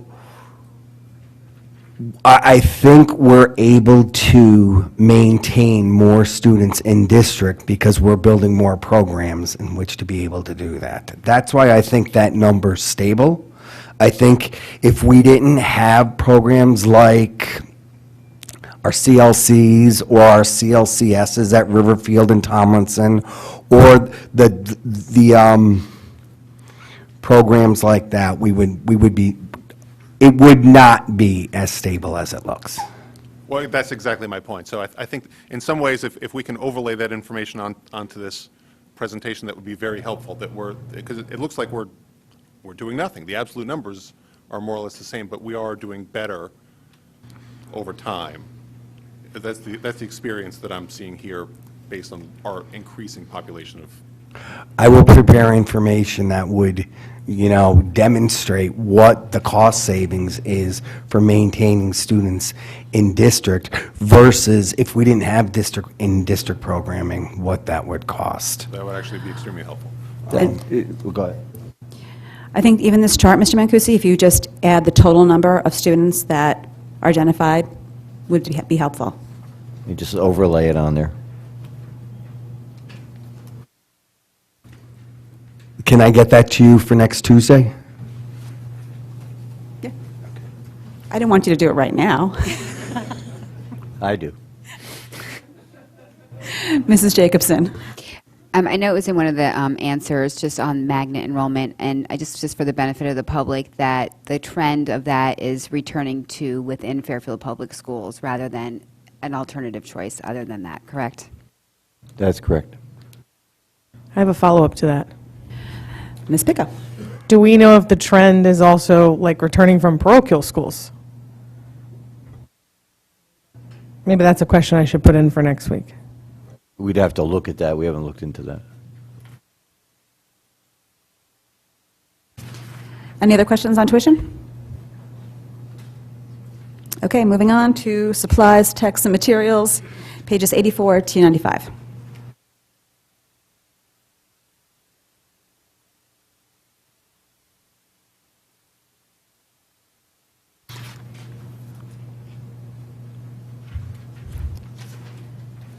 Mr. Peterson, I really want some questions from you. I just wanted to say primarily thank you for the extreme amount of information about what you meant by ORF. It was actually extremely informative, 16 pages of invoices. So thank you. We have to have like a benefactor for all these musical instruments. Come on, I think that this is one of those, areas that, I don't know, thinking out loud. Do you have a benefactor in mind, somebody who's very, very versed in the musical arts, who might have a connection with the district? Is that what you're thinking? Well, I'm thinking that all of our elementary schools, we just approved a new music curriculum. There's a need for these musical instruments. So I'm just putting it out there to the world. If anyone loves music and has just some extra funding that they would like to be a benefactor of a wide variety of musical instruments, that would be wonderful. Come on, I don't know why that is funny. Wouldn't you be happy to have a benefactor? Just list of those instruments. Well, I'm not. No, There's plenty of places on an ORF instrument for a little brass plaque, and you'd be Mr. or Mrs. ORF in the district. Mr. Asap, you had a question? Just piggybacking on Mrs. Vitale's question on page 2, the second one down about the HVAC cleaning and preventative maintenance. So this was good information.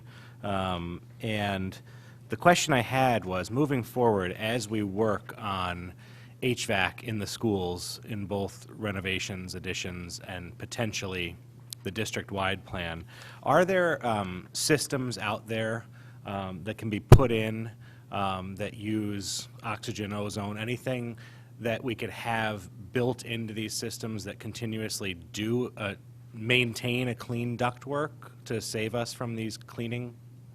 I'm just thinking nowadays we should have something. So all the systems, as I'm sure you know, have filters in them already.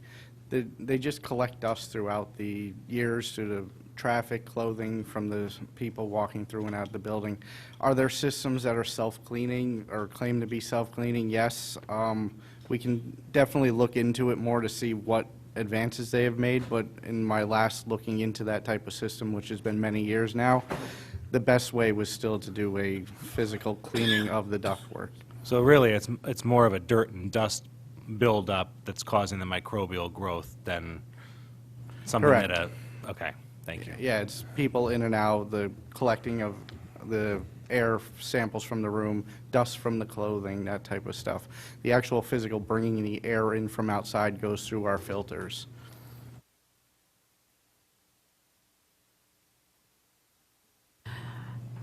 Any other questions on supplies, texts, and materials? You went rogue there a little bit there on maintenance. That's okay. Mr. Peterson. It's a less facetious question. The Chromebook covers. I assume we're going to talk about technology next, but I asked a question about the projected savings this year. There seems to be two specific areas in the budget book where this is listed as a potential savings. One is in Object 415, Other Supplies/Materials. It says Other Supplies/Materials decreased in the area of technology supplies for Chromebook cases, but also in the information technology supporting documents, it says a decrease of $35,570 was made possible due to a reduction in Chromebook covers required for middle school students. Are those two separate lines in the actual budget? No, it's referring to the same line. That number on the technology page is wrong. All right, so the correct number is not...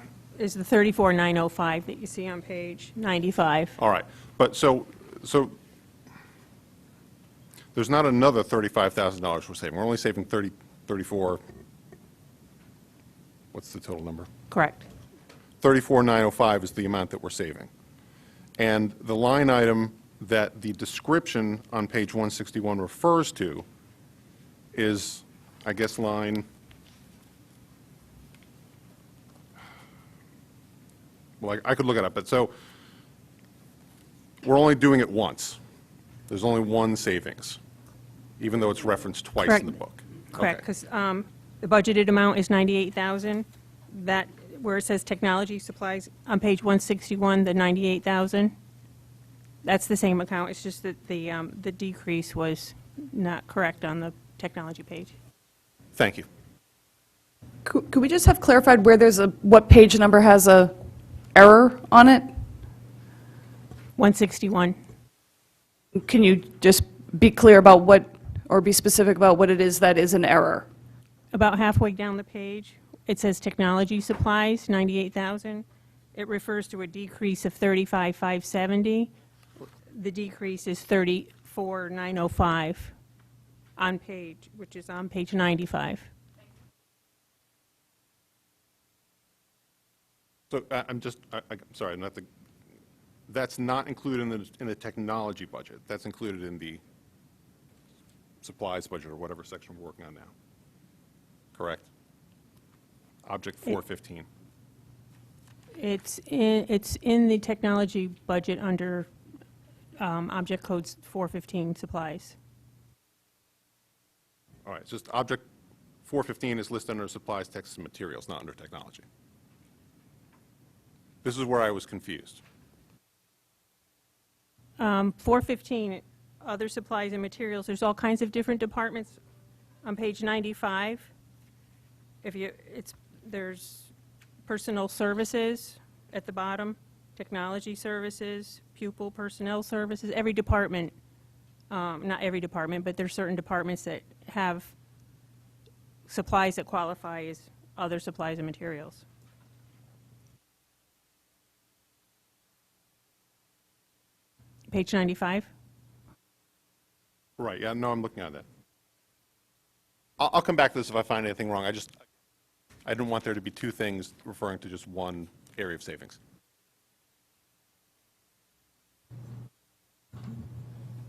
Any other questions about Mrs. Jacobson? It's just a broad question. So this proposed number is the lowest in quite a number of years. So each of the administrators at all of these schools are checked off on these numbers as comfortable for them? Well, I think I would hesitate to say that everybody's comfortable. I think where we are is what we saw in the requests was a number of requests that started to move from direct student service needs to requests for meeting spaces, requests for ancillary spaces, and when we were making judgments about where the money in the budget should be spent, given where we started the year, our commitment was to support the classrooms. The Chromebook implementation in 612 has reduced the number of machine uses or lab spaces and those other types of spaces. We're going to hopefully start to reclaim some of those for instructional spaces. We did hold off on the elementary and this was an early decision that we were going to hold off on any consideration for Chromebook expansion at the elementary level. We're not ready for that. I think people would like to have more display boards and those types of things, but given where we were, that was not the priority. Okay, thanks. Any other questions?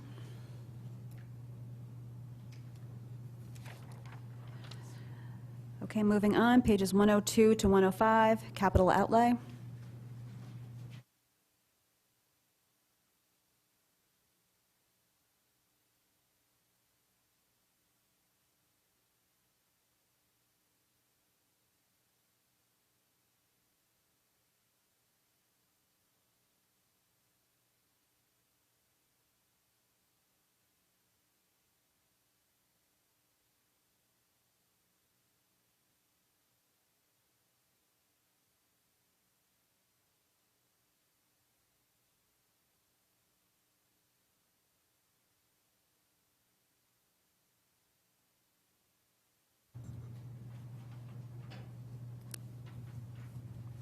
Mrs. Jacobson? The computers that were being purchased for elementary school, I believe there's 74 of them.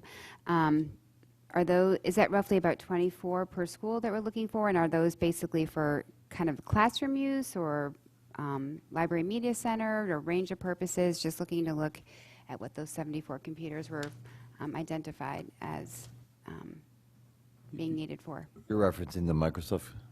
Yep. I don't know, Mr. Arnone, do you have the backup on that? No, but I believe Ms. Burns has that.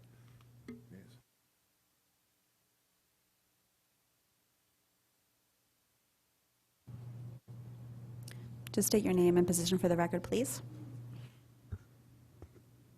Hi, Nancy Burns, Director of Technology for the district. I believe it's 274 computers. Yeah. They're being distributed across the 11, but not necessarily equally. We did an analysis of how many computers we had per pupil, basically taking the number in the building, subtracting out those that were used by teachers and administrators, and we found some disparities in that allocation. So that's this initial attempt, is to try to make sure our kids have an equitable access to technology in the classroom. We have a subcommittee of our technology steering committee working now on establishing a refresh of the what we used to call the distributed model. How much equipment needs to be in which kinds of rooms, classrooms, library media centers and such to support the technology access for the kids and the teachers.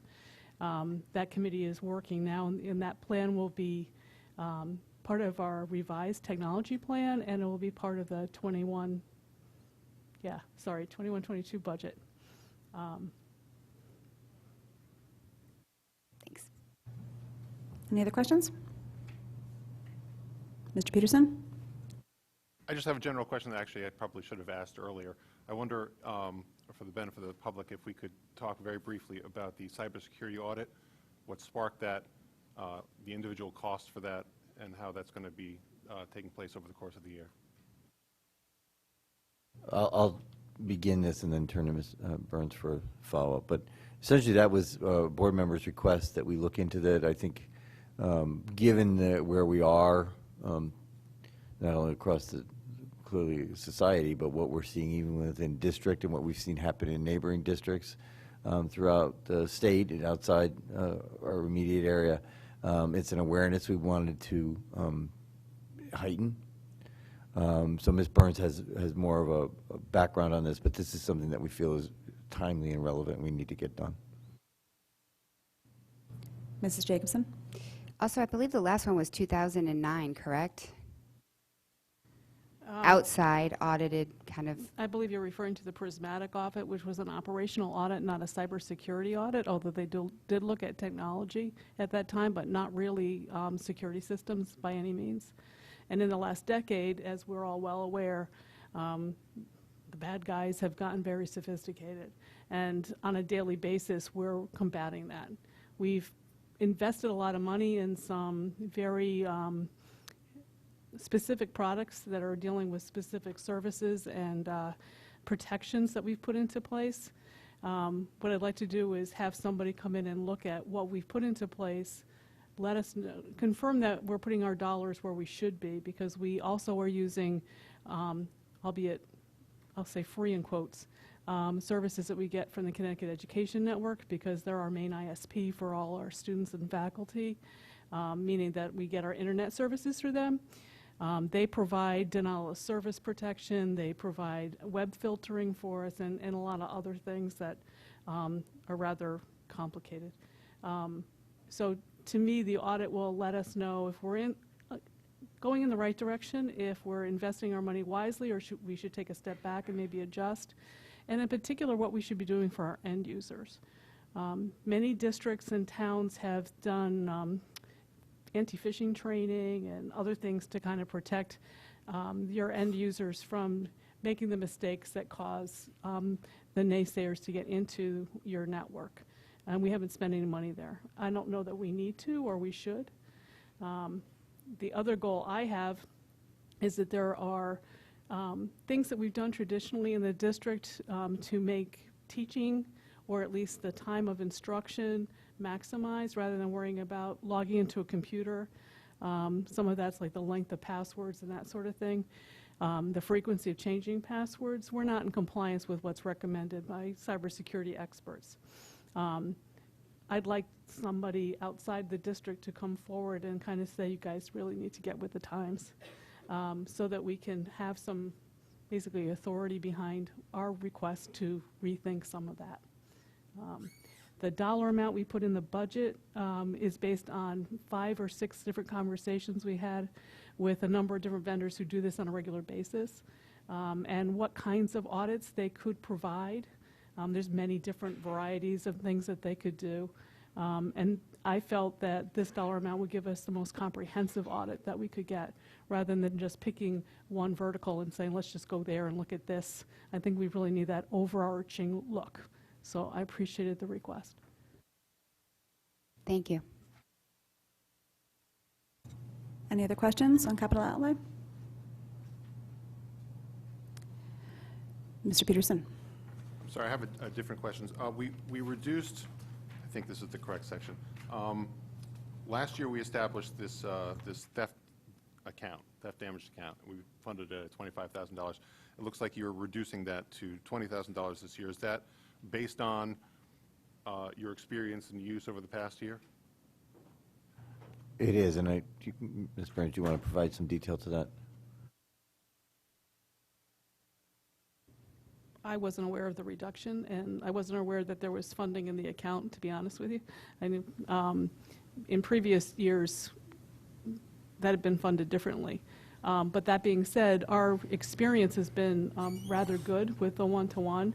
I would say the majority of the students have been well behaved, and most of the Chromebooks that at the end of last year were determined to be lost were actually found in all sorts of interesting places, and were returned to us, and that included charges. So it was, we did ask parents to pay for those lost items. We did also ask people to pay when the deans or the other administrators in the building determined that it was an intentional act.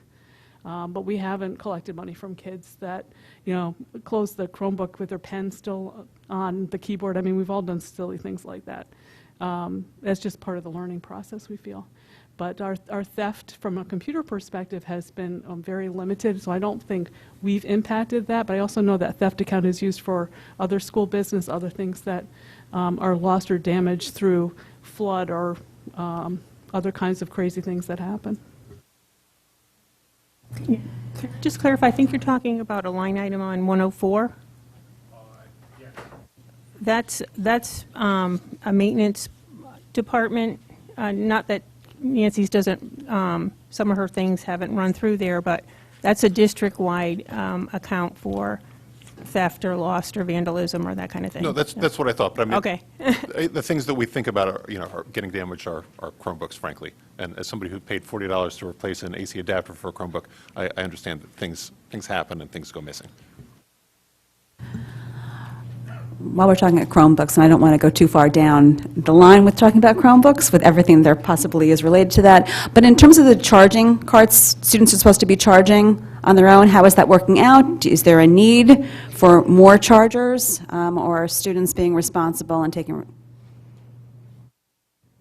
Each of the schools has handled that a little bit differently because it depends on their physical configuration. Our intent is that the students leave their chargers at home. Like any group of kids, some follow the rules and charge them, others don't. Some of the kids that get them initially don't understand how to plug them in properly, so they have issues getting them charged. They'll come to school thinking they're charged, but they're not. Some of them are honestly not charging them. Other kids are playing games. Oh, I need to go to the library because mine isn't charged, so I can get it charged, or I can do this, and they're basically trying to cut class. We've managed, I believe our school staff has managed that rather well, but I personally don't think we need additional charges. We bought additional ones the first year to make sure we had spares, and I don't know that there's been that many that we've had to replace. I just looked at the stats the other day, and it was not significant, and my staff has not asked me to purchase additional spares for their building for the last 2 years. Okay, good, thank you. Mrs. Jacobson, was that a hand? No? Okay, we are done with the sections for tonight. I will just take 30 seconds for everyone just to look through their notes and through the Q&A to see if there's anything else that you want to ask about what we covered tonight before we go to the public. Mrs. Jacobson? Thank you for putting together the unexpected operating expenses. Where do we put this piece? Is this in maintenance, is it in support, or is it an executive summary piece, historical reference? Where do you want to talk about the unbudgeted numbers? There's 3 different places I could see it living, so in the right time. Why don't we wait until next week and we'll talk about it as part of the maintenance discussion. Hopefully we won't be adding to that list in the next week.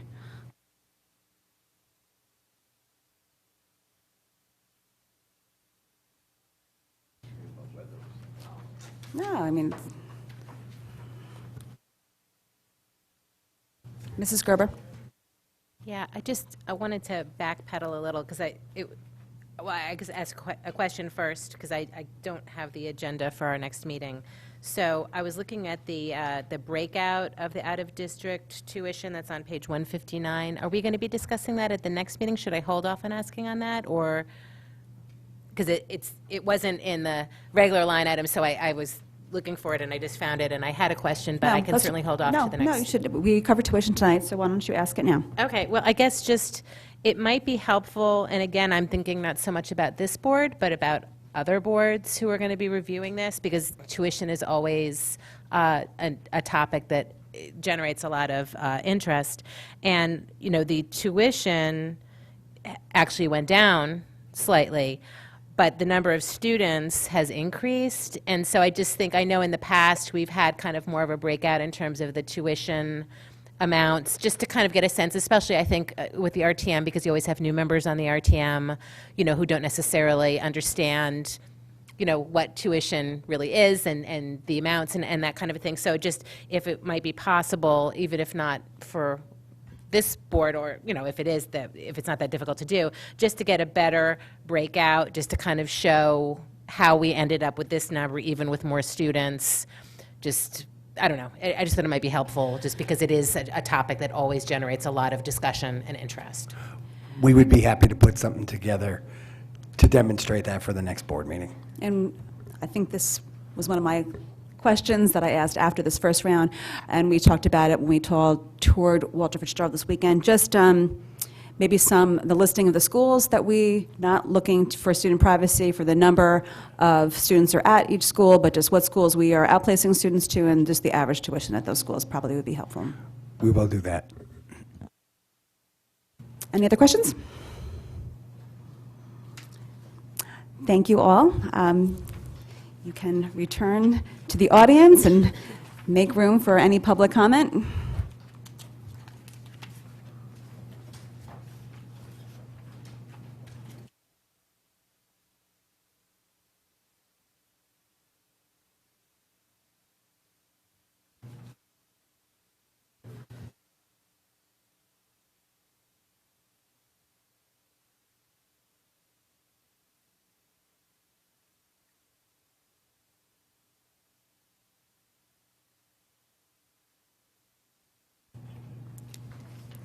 If any members of the public would like to give comment on the proposed budget, I invite you to come forward. Just ask you that you please state your name and address for the record.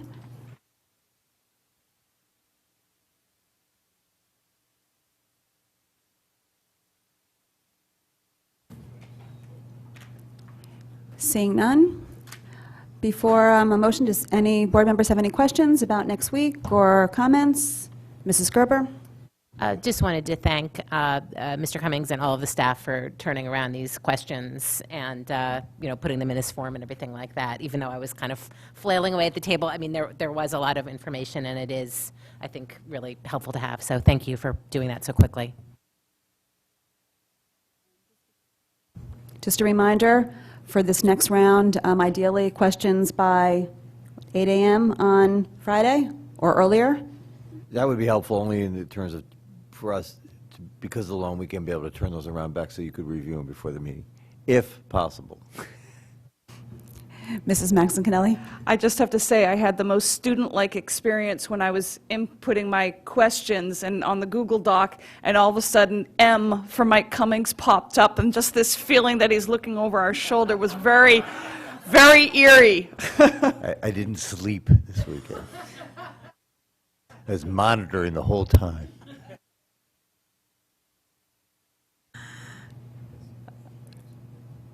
What? Okay. And again, thank you to the staff for all your hard work on this. It was very helpful to have all this information. With that, motion to adjourn. Mr. Peterson, seconded by Ms. Pitko. All in favor? It's unanimous. Motion passes 9-0.